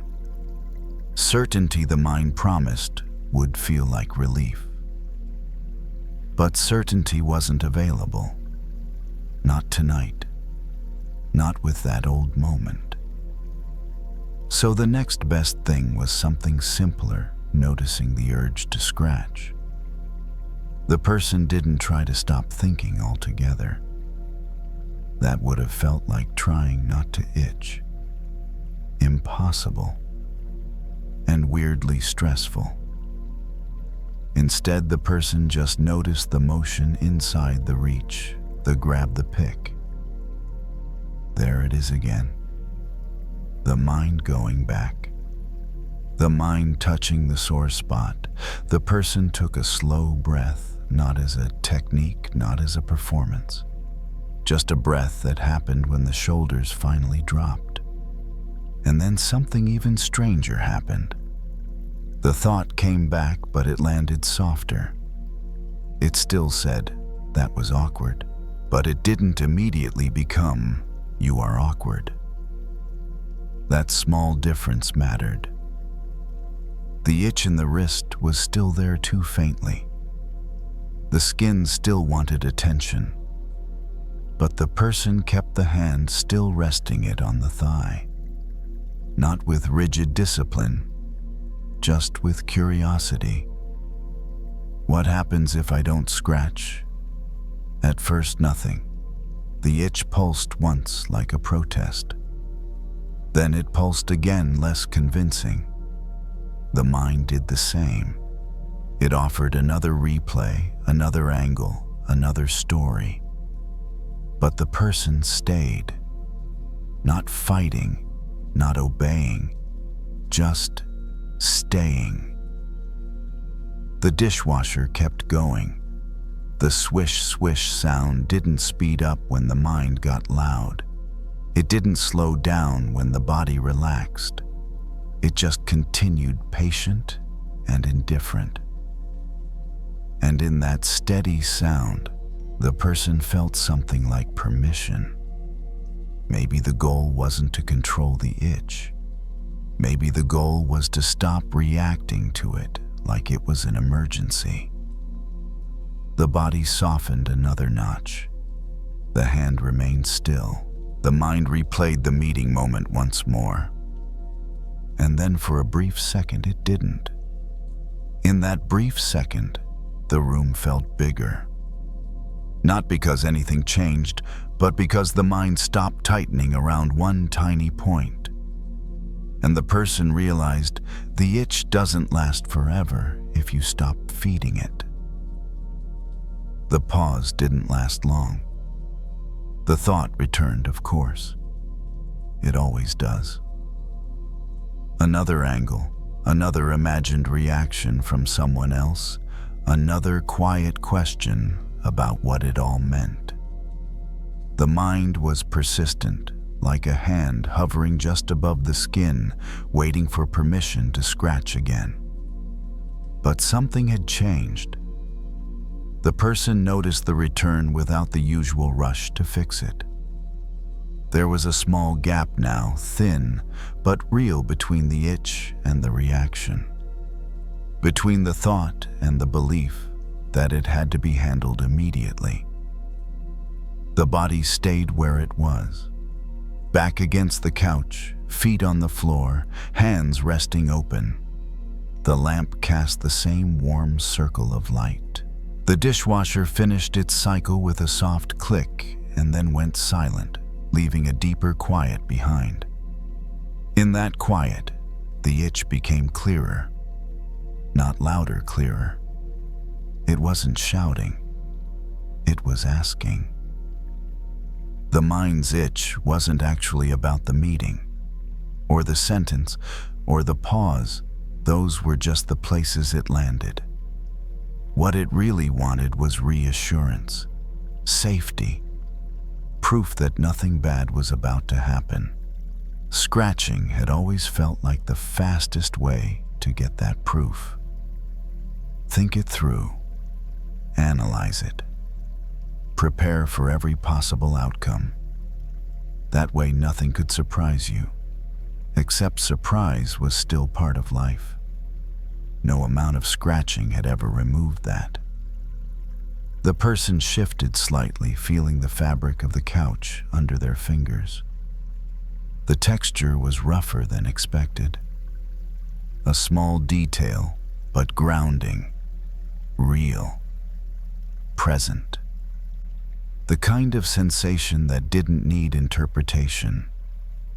The itch on the wrist came back faintly like a reminder. Not strong enough to demand attention, just strong enough to be noticed. The mind mirrored it, offering another replay of the moment from earlier. This time, instead of following it, the person stayed with the feeling of wanting to follow it. There was an urge there, a pull, a tightness in the chest that said, do something. And underneath that urge was something even simpler: discomfort. Not danger, not failure, just discomfort. The body had learned over time to treat discomfort like a threat, to respond fast, to scratch first and ask questions later. That habit had been built carefully, layer by layer, through years of trying to cope, to be competent, to stay ahead of pain. There was no need to tear that habit down tonight. No need to fix it or replace it with something better. All that was happening was a brief experiment. What if discomfort could be felt without being corrected? The person stayed still, not frozen, just not reacting. The itch pulsed again, weaker this time. The mind replayed the thought, but the replay lacked energy. It felt thinner, like a copy of a copy. A few seconds passed. Then something subtle happened. The itch shifted. It didn't vanish all at once. It faded the way sound fades when a door closes down the hall. Gradual, almost unnoticeable unless you were paying attention. The skin still tingled, but the urgency was gone. The thought did the same. It drifted, lost its sharp edge, and loosened its grip. It didn't resolve into a lesson or a conclusion. It simply moved on. The person exhaled, surprised to realize they'd been holding their breath again. The release wasn't dramatic. Just a longer breath out, like air leaving a balloon slowly instead of all at once. There was a quiet relief in that. Not the relief of certainty, but the relief of not having to do anything right now. This was the part that often got missed. Letting go wasn't about suppressing thoughts. It wasn't about forcing calm or repeating the right phrases or achieving some perfect mental state. It was about seeing the pattern clearly enough to stop feeding it. An itch doesn't heal because you explain it. It heals because you stop touching it. The same was true here. The room felt softer again. Not because it had changed, but because the mind wasn't pressing so hard against one small point. The space of attention widened. Sounds returned, the faint hum of electricity in the walls. A distant car passing, the quiet presence of the night. There would be more itches. More thoughts that demanded attention, more moments when the urge to scratch felt irresistible. This wasn't the end of overthinking, it wasn't a cure, but it was a different relationship. Instead of believing every itch needed action, the person had seen something for themselves. Some sensations settle faster when they're left alone. Some thoughts lose power when they aren't answered. The body adjusted on the couch, finding a position that felt natural. Eyelids grew heavier, not from exhaustion, but from a lack of resistance. The nervous system, no longer on high alert, began to downshift on its own. The itch was gone now. Not conquered, not defeated, just finished. And in its absence, there was nothing special. No insight, no reward. Just a quiet, ordinary moment that didn't ask to be improved. That it turned out was enough.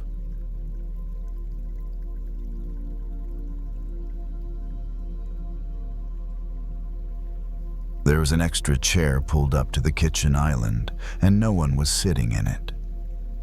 It hadn't been there earlier in the day. Earlier, the space was tight, crowded with bags, mail, a half-empty water bottle, a laptop pushed to one side. Everything had a place, and that place was usually right where the hands could reach it. Nothing was meant to rest. Everything was meant to be ready. Now, it was late. The overhead light was off, leaving only the small yellow lamp above the sink. The dishwasher hummed in its steady, forgettable way, like a sound the house made when it was allowed to take care of itself. Outside, a car passed once, then the street went quiet again. The chair was plain, wooden, nothing special. It had been pulled over almost without thinking, just slid across the floor until it faced the island. The person standing there didn't sit down right away. They leaned against the counter instead, arms crossed, shoulders lifted a little higher than necessary. All day, there had been things to hold. A meeting that needed preparation, a message that couldn't be ignored, a problem that wasn't technically theirs, but somehow still ended up in their hands. Even dinner had been eaten quickly, standing up, fork resting on the edge of the sink between bites. There was always a sense that if they stopped moving, something might fall apart. The body remembered that feeling now, even though the day was technically over. The shoulders stayed tight. The jaw didn't quite unclench. The mind kept scanning like it was still on duty, waiting for the next thing that might need attention. The empty chair didn't ask for anything. It just stayed where it was. For a moment, the person noticed an odd irritation rise up. The chair felt unnecessary, in the way, like a pause that hadn't been earned yet. There was still tomorrow to think about, still loose ends, still that quiet pressure to be useful, to prove something even to an empty room. They reached for a mug and filled it with water, then set it down on the island without drinking. The dishwasher hummed. A soft click came from somewhere inside it, a small mechanical decision being made without any help. There was a memory, faint but persistent, of being younger and being told to wait, to stand back, to make room. Someone else needed the seat more. Someone else mattered more in that moment. It wasn't said cruelly. It didn't have to be. It was just the way things were arranged. Over time, standing became normal, hovering, being ready, being available. The chair scraped softly as it was pulled back a few inches. The sound was louder than expected in the quiet kitchen. The person paused, hands still on the top rail, as if surprised by their own movement. They sat down slowly. At first it felt wrong, too exposed, like sitting meant admitting something they weren't sure they were allowed to admit yet. The back of the chair pressed gently between the shoulder blades. The feet found the floor. The body registered contact weight support. Nothing dramatic happened. The room didn't change. The to-do list didn't disappear. Tomorrow didn't cancel itself. But something inside the chest loosened just enough to be noticeable. It's strange how unfamiliar rest can feel when you haven't practiced it in a while. Not the kind of rest that comes from collapsing at the end of the day, but the kind that comes from choosing to stop before you're forced to. The kind that says, just for now, this is enough. The person noticed how the island looked from this angle, how the edge was worn smooth in one spot, how a small crumb had been missed during cleaning. Ordinary details suddenly visible when the body wasn't leaning forward anymore. They rested their hands on their thighs. The fingers twitched once, like they were checking whether they were allowed to be empty. The mind tried out of habit to fill the space. You should answer that email. You forgot to follow up. You could be doing more right now. The thoughts arrived the way they always did, lined up and confident, like they belonged there. But tonight they didn't land quite as hard. It was as if the chair absorbed some of the impact. As if having a place to sit gave the body permission not to obey every instruction immediately.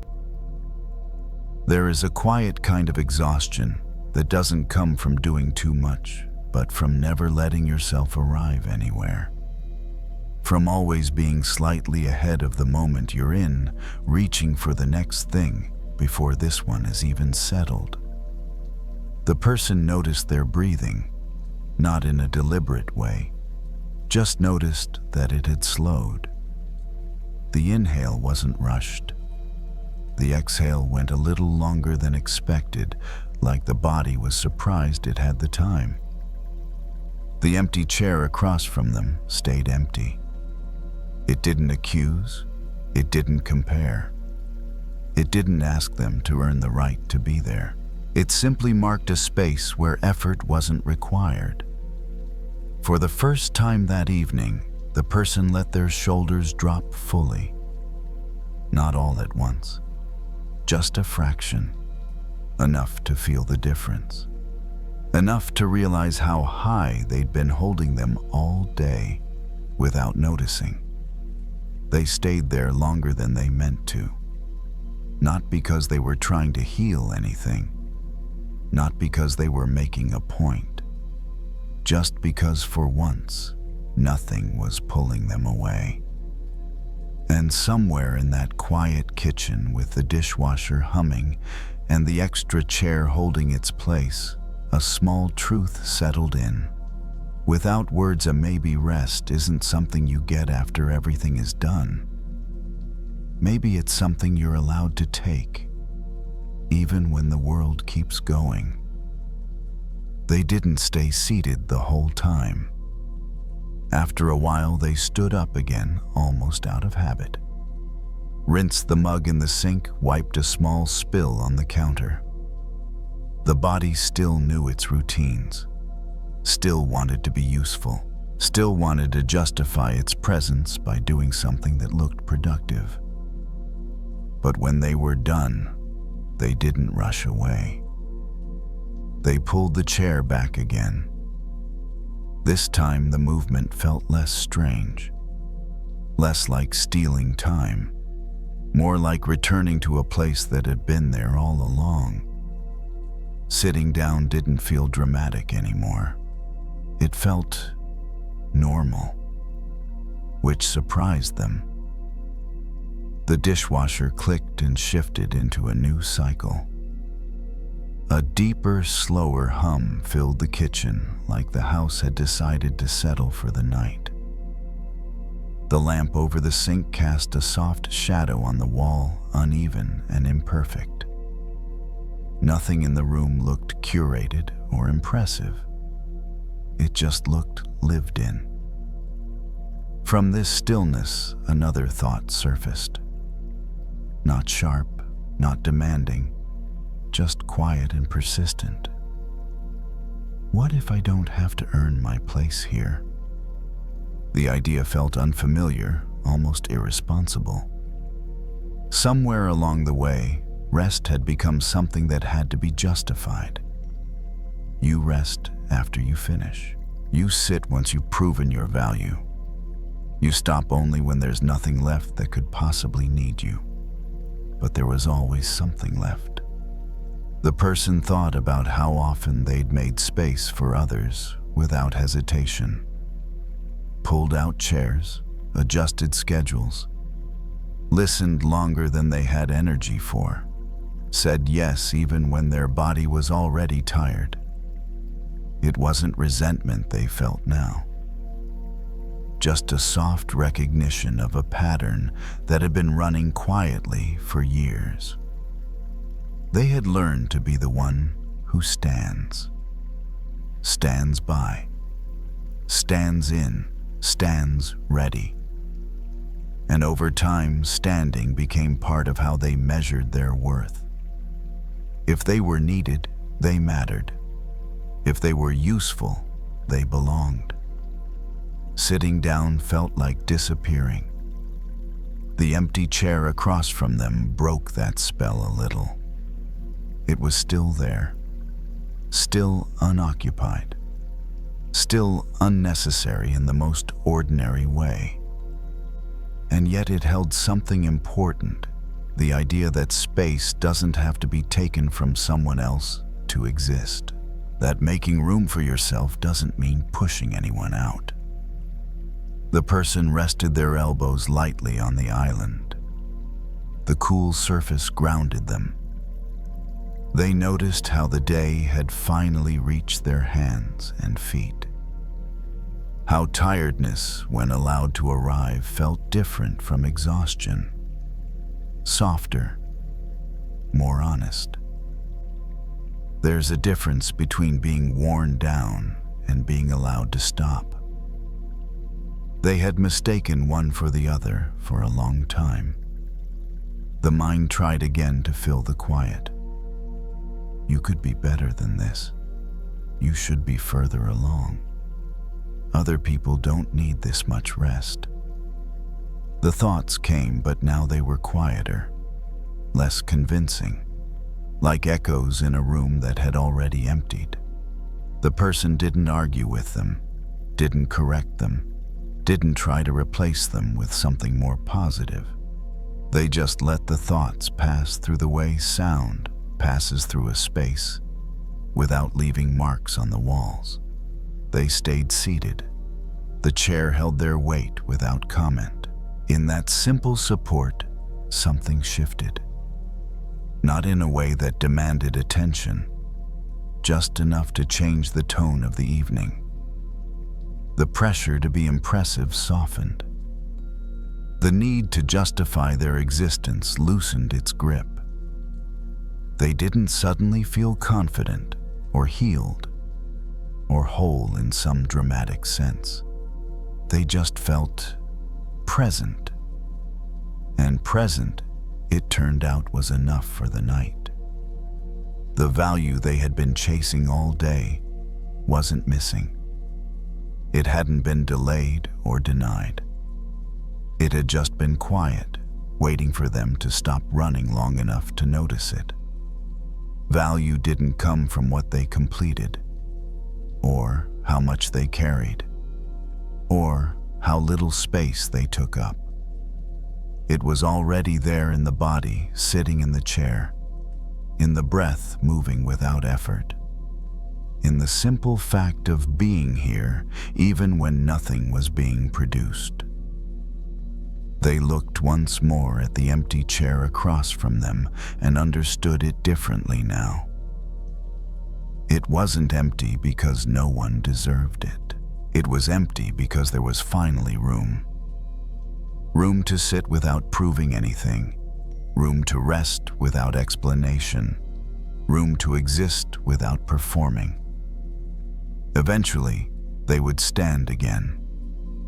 turn off the lamp, walk down the hallway. Tomorrow would come as it always did, with its lists and demands and small urgencies. But something would go with them. The memory of that chair, the feel of being supported without conditions, the quiet knowing that their worth hadn't changed based on how much they did. And even when the chair was pushed back under the table, even when the kitchen returned to its usual arrangement, that space would still exist. Not in the room, but inside them. A place they could return to, a place that didn't need to be earned.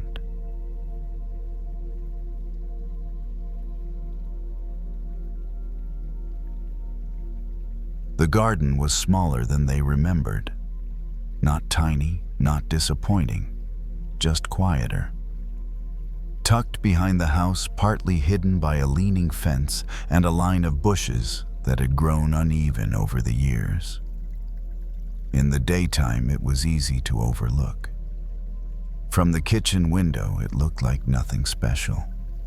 Just dirt, some green, a few stubborn patches where weeds had taken over. But at night, with the string lights turned on and the air cooling down, it felt like a different place. They stepped outside barefoot, the wood of the deck cool under their feet. The door closed softly behind them, and the sounds of the house faded. Inside there were still reminders, phones, messages, unfinished thoughts. But out here, the night held things more gently. They hadn't planned to come into the garden. Earlier, they'd been scrolling on the couch phone, glowing in the dim living room, watching other lives unfold in neat rectangles, smiling faces, announcements, new beginnings that looked clean and confident. Each swipe carried a quiet question. Why does everyone else seem so ready? The feeling wasn't jealousy exactly, more like a soft ache. A sense of being behind or unfinished or not quite ready to be seen. So they stood up without much thought, slipped on a sweater, and stepped outside. The garden didn't greet them. It didn't offer comfort or answers. It just existed. Leaves rustled lightly in the breeze. Somewhere nearby, a sprinkler clicked on and off its rhythm, steady and unconcerned.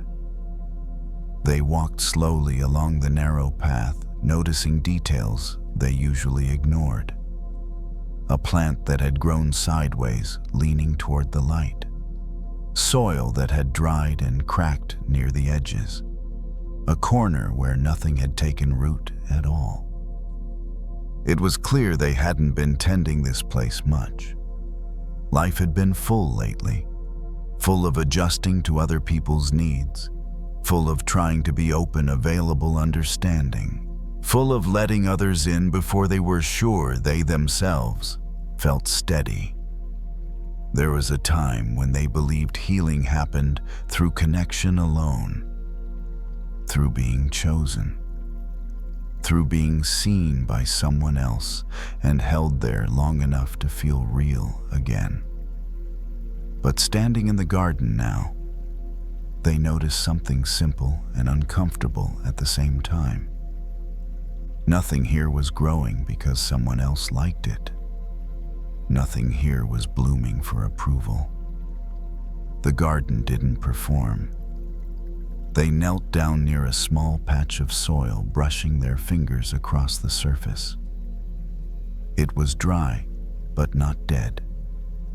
Beneath the top layer, there was still coolness, still potential. They could feel it. A memory surfaced of inviting people in too soon, of sharing tender parts before they had learned how to protect them, of hoping someone else would know what to do with the pieces they themselves didn't yet understand. The intention had always been good. They weren't careless.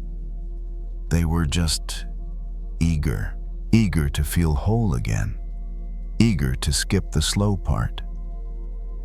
They reached for the watering can resting against the fence. It was lighter than expected, nearly empty. They filled it halfway from the hose, listening as the water rushed in, then slowed. As they poured, the soil darkened instantly. The change was visible, immediate, satisfying in a quiet way. No one was watching.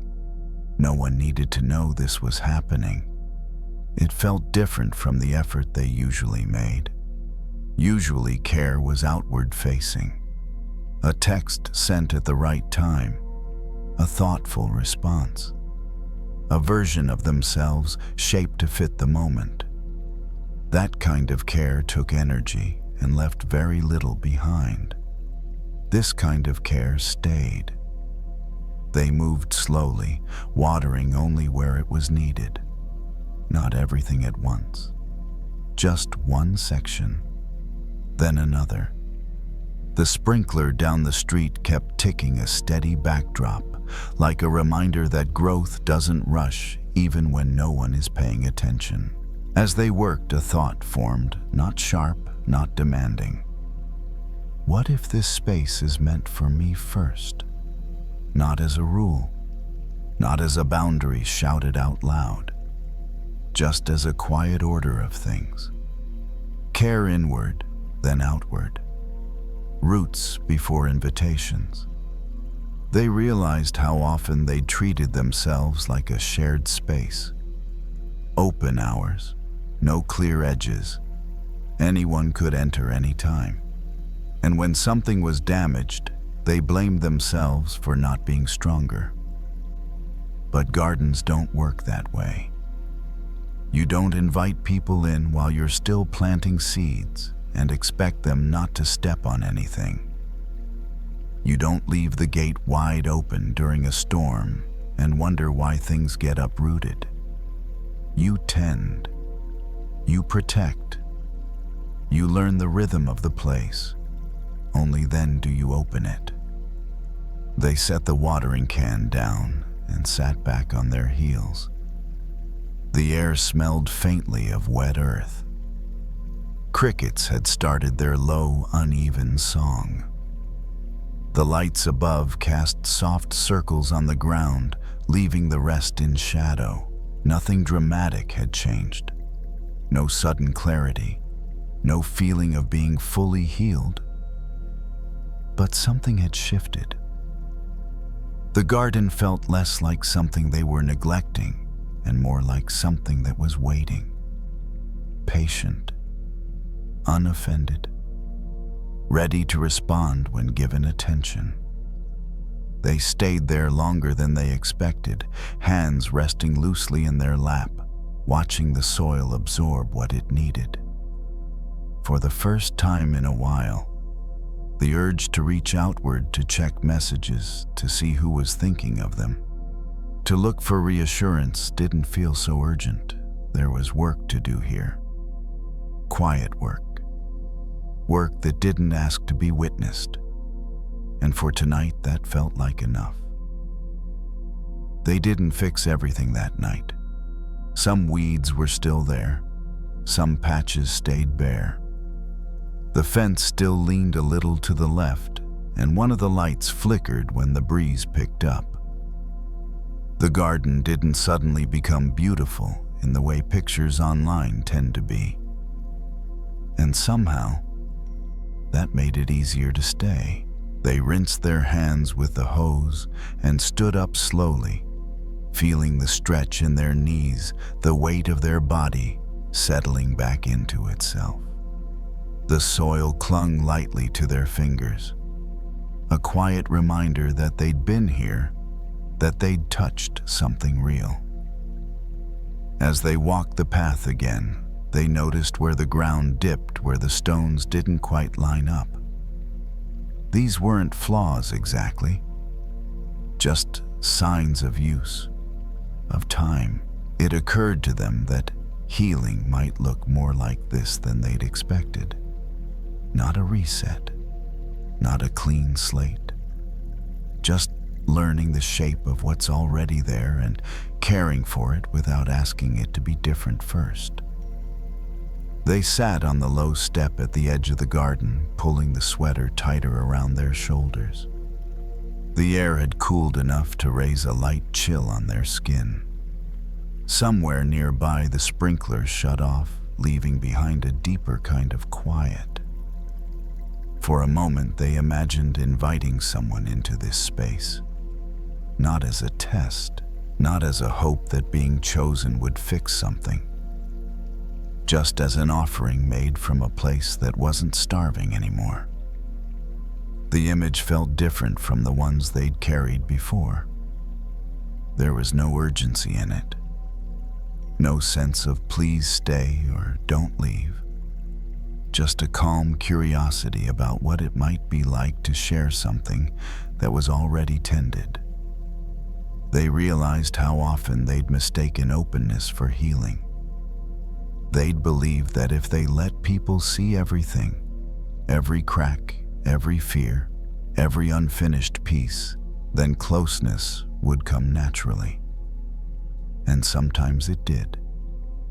But often it came with confusion, with overstepping, with the quiet resentment that followed when their softness wasn't handled gently.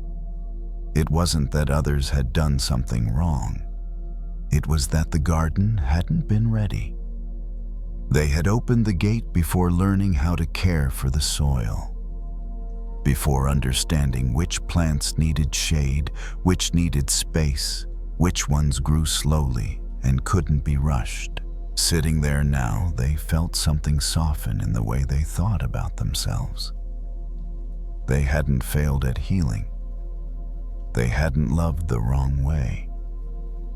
They had simply been tending outward before tending inward. And that wasn't a flaw, just an order that needed adjusting. They stood again and walked to the gate, resting their hand on the latch. It creaked softly under their touch. They didn't open it. They didn't close it tighter either. They just felt its weight the way it could move when asked. Choice felt like that sometimes. Not a decision shouted into the world, but a hand resting on a latch, aware that movement was possible. The lights overhead hummed faintly. A moth circled once, then disappeared into the dark. The garden breathed in its own quiet way, alive, but not demanding. They thought about tomorrow, about conversations that might happen, about invitations they might receive or offer. For the first time, those thoughts didn't feel heavy. They didn't need to decide anything tonight. Healing they were learning didn't ask for big promises. It asked for small, consistent care, for showing up in the same place again and again, even when no one else was there to notice. Before going inside, they turned back once more. The garden looked different now, not because it had changed, but because they had. It wasn't a place to escape into. It was a place to return to. A place that held them without needing anything in exchange. Inside the house, the couch and phone and familiar noises waited. Life would continue.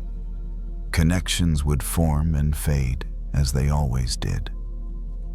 But there was a quiet understanding they carried with them as they stepped back inside.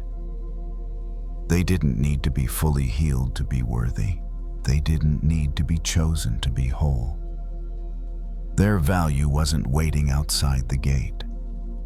It was already rooted here.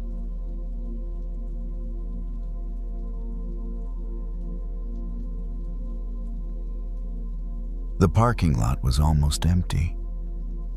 Just a few cars scattered across the far rows, their windshields catching the last light of the day. The grocery store sign hummed faintly behind them, steady and indifferent. Somewhere near the entrance, a cart rattled as someone pushed it back into place, the sound echoing longer than it should have. They sat in their car with the engine off, hands resting on the steering wheel, not quite ready to go anywhere. Earlier, the day had fallen apart in a quiet way. No shouting, no dramatic ending. Just a short conversation that didn't go the way they'd hoped. A polite tone, a careful explanation. Words like, unfortunately and at this time. The kind of ending that leaves no clear edge to push against, no one to blame. Not even yourself yet, somehow still leaves a heaviness behind. Failure doesn't always arrive loudly. Sometimes it slips in gently dressed as a reasonable outcome. They'd nodded, thanked the person on the other end, closed the laptop, done all the right things. And still the feeling followed them out the door, into the car, into the long pause before turning the key. Now the sky was changing. A thick layer of clouds hung low, dull and gray, like they'd been there all day. But near the horizon, something else was happening. A thin band of light pushed through soft and warm, coloring the edges of the clouds in pale gold. The sun hadn't disappeared. It had just been hidden. They noticed how quickly their mind had jumped to conclusions earlier. This means I'm not good enough. This proves I waited too long. This sets me back more than I can afford. The thoughts came fast, stacking on top of one another, each one sounding certain, final. As if one moment could define the shape of an entire life. They leaned forward and wiped a small smudge from the inside of the windshield with their sleeve. The glass cleared just enough to sharpen the view. The light grew brighter for a second, then shifted again as the clouds moved. It occurred to them that the sun didn't argue with the clouds. It didn't rush them, didn't burn through them, didn't take their presence personally. It simply stayed where it was, doing what it always did. There had been other days like this before. Other moments that felt like proof of something going wrong. And yet, looking back, those moments hadn't erased who they were. They hadn't taken away their ability to learn to try again, to show up differently next time. But in the middle of it, it never felt that way. In the middle of it, the clouds felt permanent. They remembered being younger, equating success with visibility. If something was seen, it mattered. If it wasn't acknowledged, it didn't count. Praise felt like sunlight. Silence felt like disappearance. Over time, that belief hardened. They learned to track their worth through outcomes, through approvals, through signs that others could see and name. So when something didn't work out, it didn't just feel disappointing. It felt like dimming. They sat back in the seat, feeling the cool fabric against their shoulders. The car next to them pulled out slowly, tires crunching against loose gravel. For a moment, the lot was quiet again. The sky kept changing. The clouds drifted, reshaping themselves without effort. Light slid along their edges, sometimes bright, sometimes barely there. The scene refused to settle into a single interpretation. They took a breath, not deep, not intentional. just the kind that happens when the body realizes it's safe to pause. What if this moment isn't saying anything about my value? The thought surprised them, not because it felt obviously true, but because it felt possible. They had been treating the outcome like a verdict, a final word. But maybe it was closer to weather. Something that passed through, something that changed conditions without changing the sky itself. They thought about how often they'd admired resilience in others, how they'd watched people move through setbacks and still remain themselves, still kind, still capable, still worthy of respect even when things didn't go their way. Somehow, it had never occurred to them that the same might apply inward. The light near the horizon deepened, turning amber, then soft orange. For a brief moment, the clouds looked almost translucent, like thin fabric held up to a lamp. They felt a familiar ache in their chest, not sharp, just heavy. A mix of disappointment and tiredness. They didn't push it away, didn't label it as weakness. They let it sit there like the clouds sat in the sky. Failure, they were realizing, doesn't erase what came before it. It doesn't cancel effort. It doesn't rewrite your entire story unless you let it. It only blocks the view for a while. They stayed in the car longer than they needed to, watching the sky dim slowly, the colors fading into blue-gray.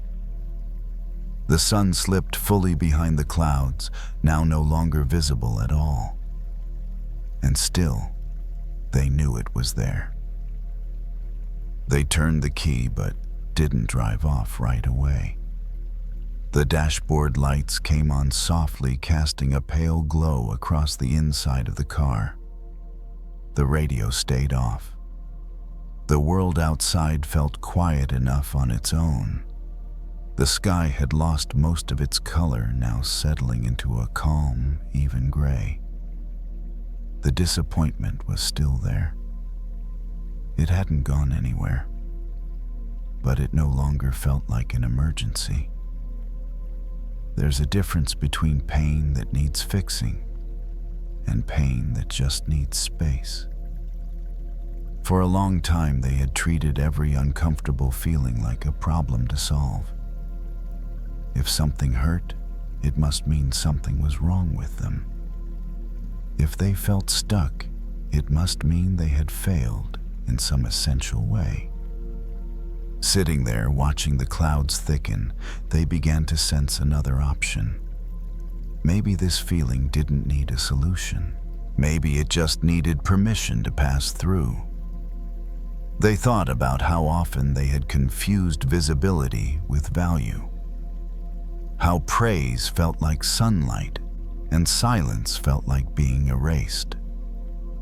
How easily one unanswered email could undo weeks of steady work in their mind. It wasn't that they believed others were shallow. It was that they had learned to see themselves through the same narrow lens. Outcome equals worth. Progress equals proof. Setback equals something missing. Those rules had never been spoken out loud, but they had shaped the way they moved through the world all the same.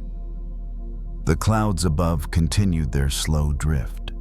Some thickened, some thinned. None of them stayed exactly as they were. The sun didn't fight them. It didn't try to shine harder to compensate.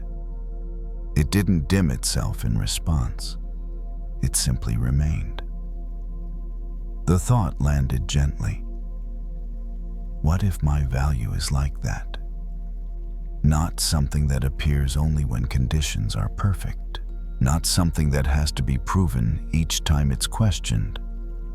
Just something that exists steady and unchanged, whether or not it's being seen. They felt a subtle shift in their chest. Not relief exactly, more like steadiness. The kind that comes when you stop arguing with what is. They had done their part. They had shown up. They had tried. The outcome was only one small piece of a much larger movement, one moment in a longer cycle. They started the car fully this time and eased out of the parking space. As they drove, the headlights cut through the dim evening, illuminating patches of road, one at a time. They didn't need to see the whole way, just the next few feet. That felt familiar. So much of their life had unfolded like this already, step by step. Light reaching only so far ahead. Trust built not from certainty, but from motion. A red light caught them at the edge of the lot. They stopped and waited. The clouds above were darker now, but the air felt cooler, calmer. They noticed how their breath matched the rhythm of the drive. Inhale at the stop. Exhale as the car rolled forward again. The body knew how to move through this, even if the mind still had questions. There would be other attempts, other conversations, other moments where things didn't go as planned. That wasn't a sign of deficiency. It was a sign of being in motion. Failure, when seen clearly, wasn't the opposite of worth. It was simply part of the weather. And weather changes. They merged onto the road's streetlights, passing overhead in a steady pattern. Each one lit up the windshield briefly, then disappeared behind them. The repetition was comforting, predictable in a way that didn't demand attention. They didn't feel triumphant. They didn't suddenly feel confident or resolved. They just felt intact, still themselves, still capable, still worthy of being here exactly as they were. The clouds could stay as long as they needed to. The sun wasn't going anywhere.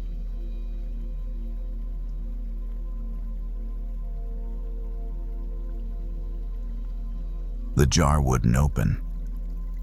It wasn't a dramatic problem. No urgency, no real consequence. Just a stubborn lid on a glass jar that had been tightened too far too long ago by someone who probably didn't remember doing it. The kind of small resistance that shouldn't matter and yet somehow does. The kitchen was dim lit only by the hood light over the stove. The rest of the apartment stayed in shadow, quiet and settled. Outside the window, the evening had already cooled. The day felt finished, even if the mind hadn't quite accepted that yet. The person wrapped a towel around the lid and twisted. Nothing. Tried again harder this time. Still nothing. The jar stayed perfectly still, as if it had decided this was where the line was drawn. A sigh came out sharper than expected. It wasn't really about the jar. Earlier in the day, there had been a decision that wouldn't land. Not a big life-changing one, just one of those medium-sized choices that somehow feel heavier than they should. Stay where you are or move on. Say yes or say no. Push through or pause. The kind of decision that seems like it should have a clear answer, but doesn't. The mind had been working on it all afternoon, tightening around it the way fingers tightened around the jar. Every angle examined, every possible outcome imagined, every risk highlighted in bright mental ink. By the time evening arrived, the body felt tired in a specific way, the way you get tired from trying to force clarity. The jar was placed on the counter and stared at like it might explain itself if given enough attention. The label was faded, the glass cool to the touch, the contents inside perfectly fine, waiting, indifferent. Another attempt, this time with both hands. The shoulders tensed, the jaw clenched. The lid didn't move. The mind chimed in immediately. See? You're not strong enough. You're doing it wrong. Try harder. So the person did. A firmer grip, more pressure. A quick twist meant to surprise the lid into cooperation. Nothing. The frustration rose fast out of proportion to the situation. It always does when effort meets resistance for too long. The body leaned closer to the counter like proximity might help. Like being nearer to the problem would somehow solve it. The thought arrived without warning. Why is this so hard? And beneath it, another quieter one. Why am I fighting this? The person stopped twisting. The hands stayed on the jar, but the effort drained out of them. The shoulders dropped a fraction. The breath, which had been shallow and tight, found a little more room. There was a memory then unrelated on the surface. A time years ago when someone had said, "Try loosening it first." Not advice for jars exactly. Advice for situations, for conversations, for moments when everything feels locked. At the time, it had sounded too simple, almost dismissive. Now standing in the dim kitchen, it landed differently.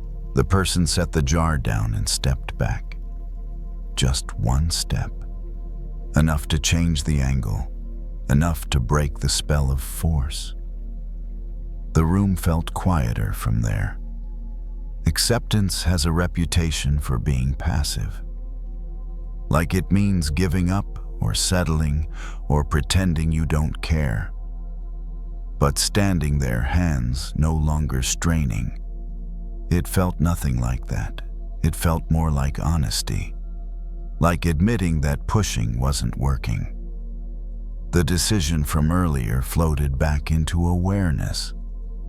The one that had been tightened by fear, by urgency, by the belief that there must be a right answer available immediately.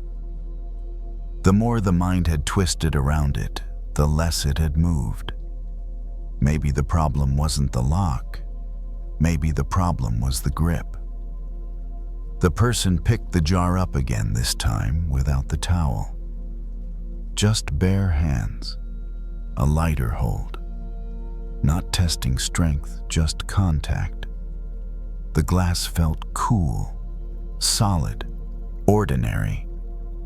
Instead of twisting harder, the person did something else. They loosened the grip slightly, not letting go, just easing. Then twisted gently. The lid shifted. Just a millimeter. Almost nothing. But enough. A small laugh escaped, surprised and quiet. Not because the jar was open, it wasn't yet, but because the resistance had changed the moment the force did. The lid turned again, easier this time.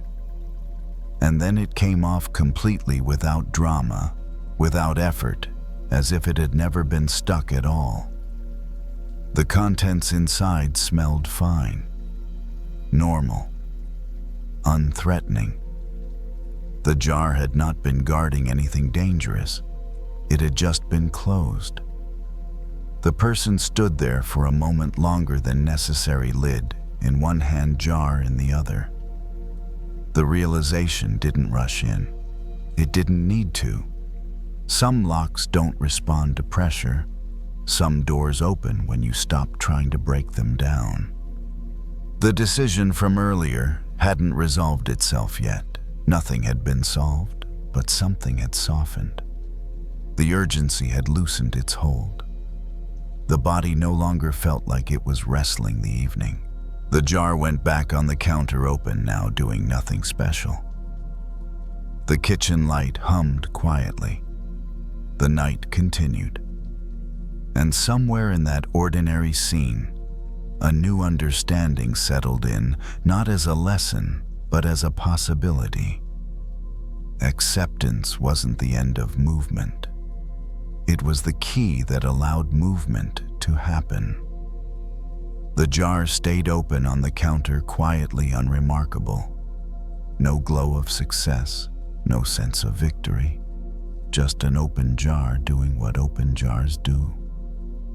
The moment had passed, and yet it lingered in the body like a soft echo.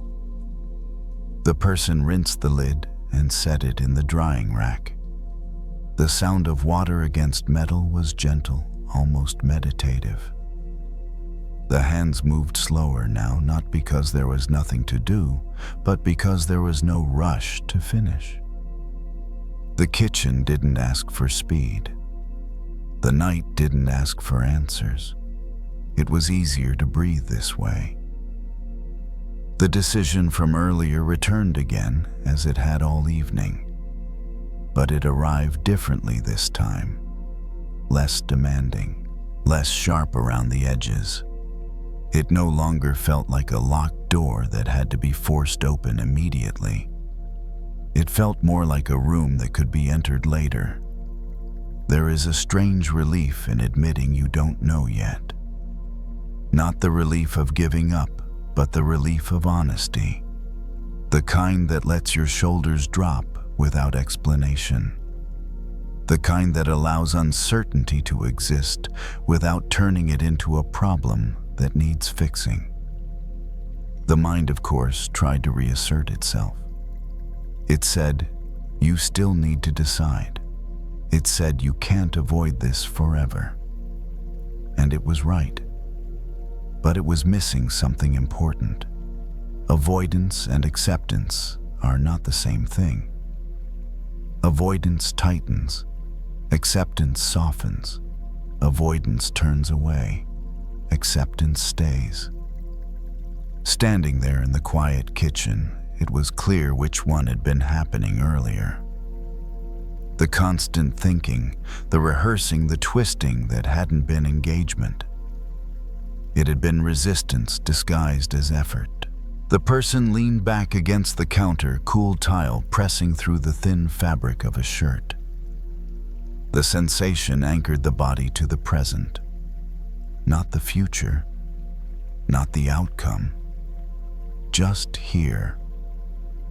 Sometimes the mind believes that if it can just solve everything, now rest will be allowed later. But rest doesn't come as a reward. It comes as a condition.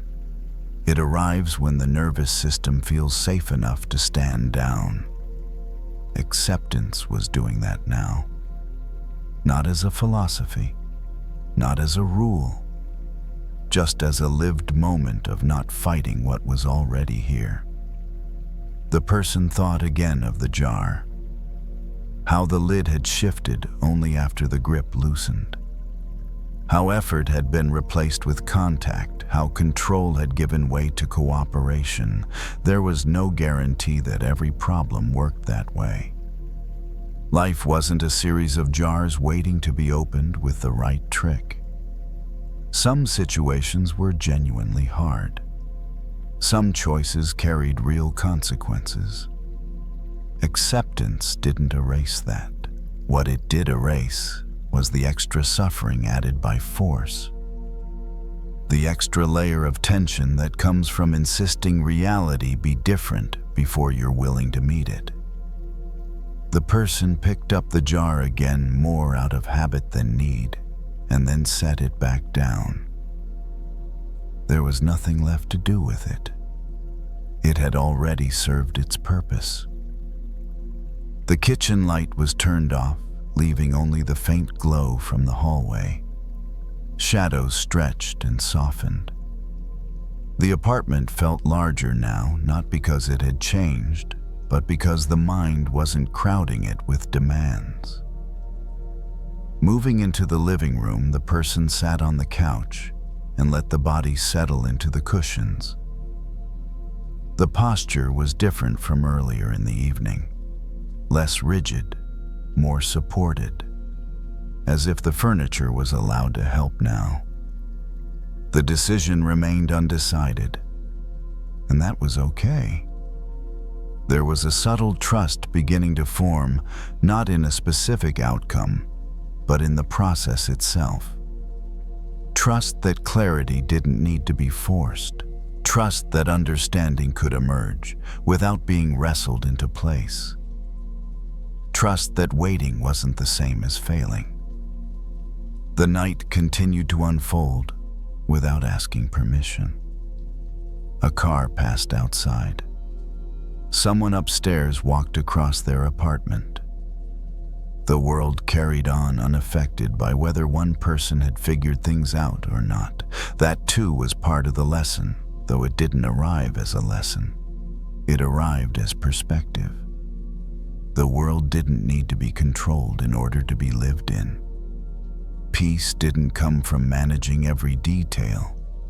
It came from managing the reaction to what couldn't be managed at all. Acceptance, it turned out, wasn't a master key because it opened every door. It was a master key because it unlocked the hand that was gripping too tightly. With that, the body sank deeper into the couch. The breath slowed. The day finally began to loosen its hold. The decision would come when it came. And until then, nothing else needed to be opened. The stories are done. The lessons are learned. There is nothing left to do. If you found peace in this sanctuary tonight, you can return here whenever you wish. We will keep the fire lit for you. If you wish to support this channel, you may leave a gentle like or subscribe so we can find each other again in the vast ocean of the internet. But now, as we move into the final space of rest, let's plant seeds of peace deep into your subconscious. Let go, drift, and let these truths become your own. My thoughts are settling like sediment in a glass of still water.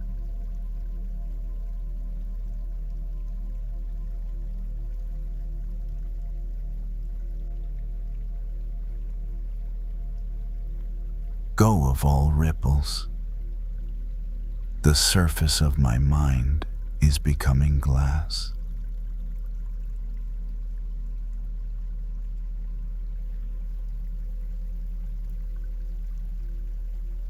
Like a river flows to the ocean, my worries flow away from me.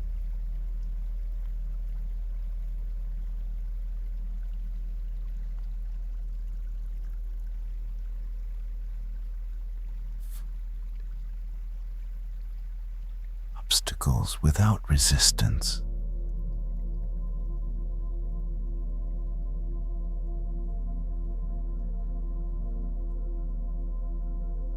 The waters of sleep are washing over my tired eyes.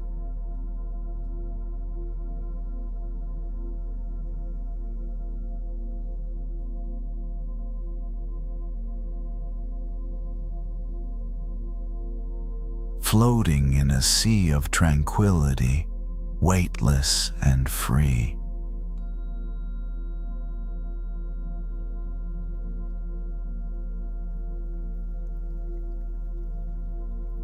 Breath is like the tide, flowing in and flowing out.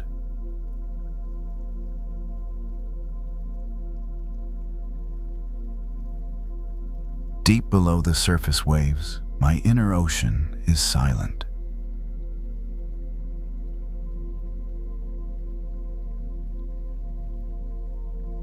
I release the day just as a leaf drifts down a stream.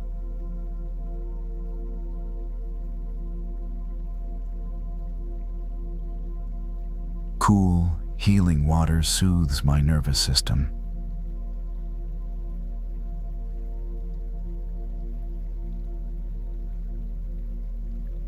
Merging into the velvet depths of rest.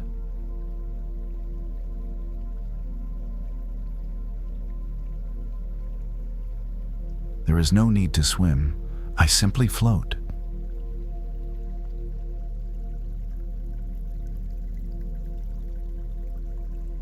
The rain of relaxation washes away the dust of the day.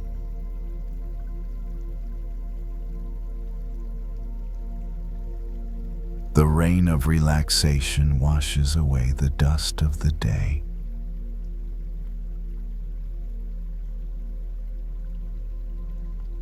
The rain of relaxation washes away the dust of the day.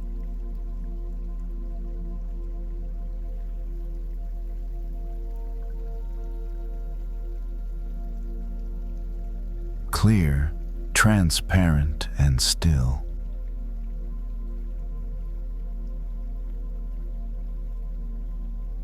I am clear, transparent, and still.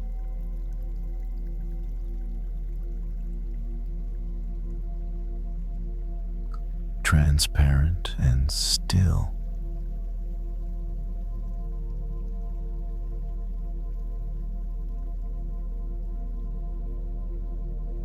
My emotions are water, and I allow them to flow through me.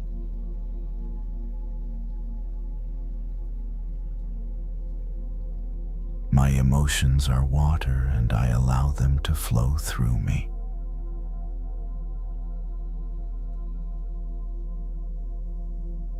My emotions are water, and I allow them to flow through me.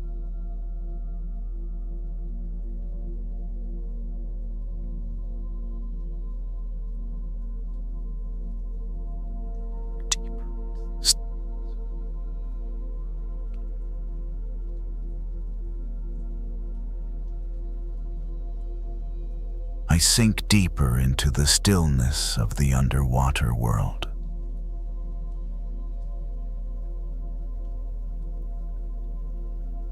I sink deeper into the stillness of the underwater world.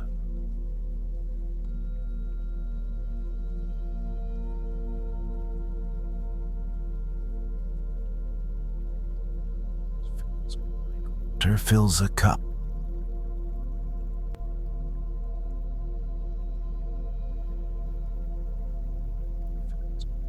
Water fills a cup.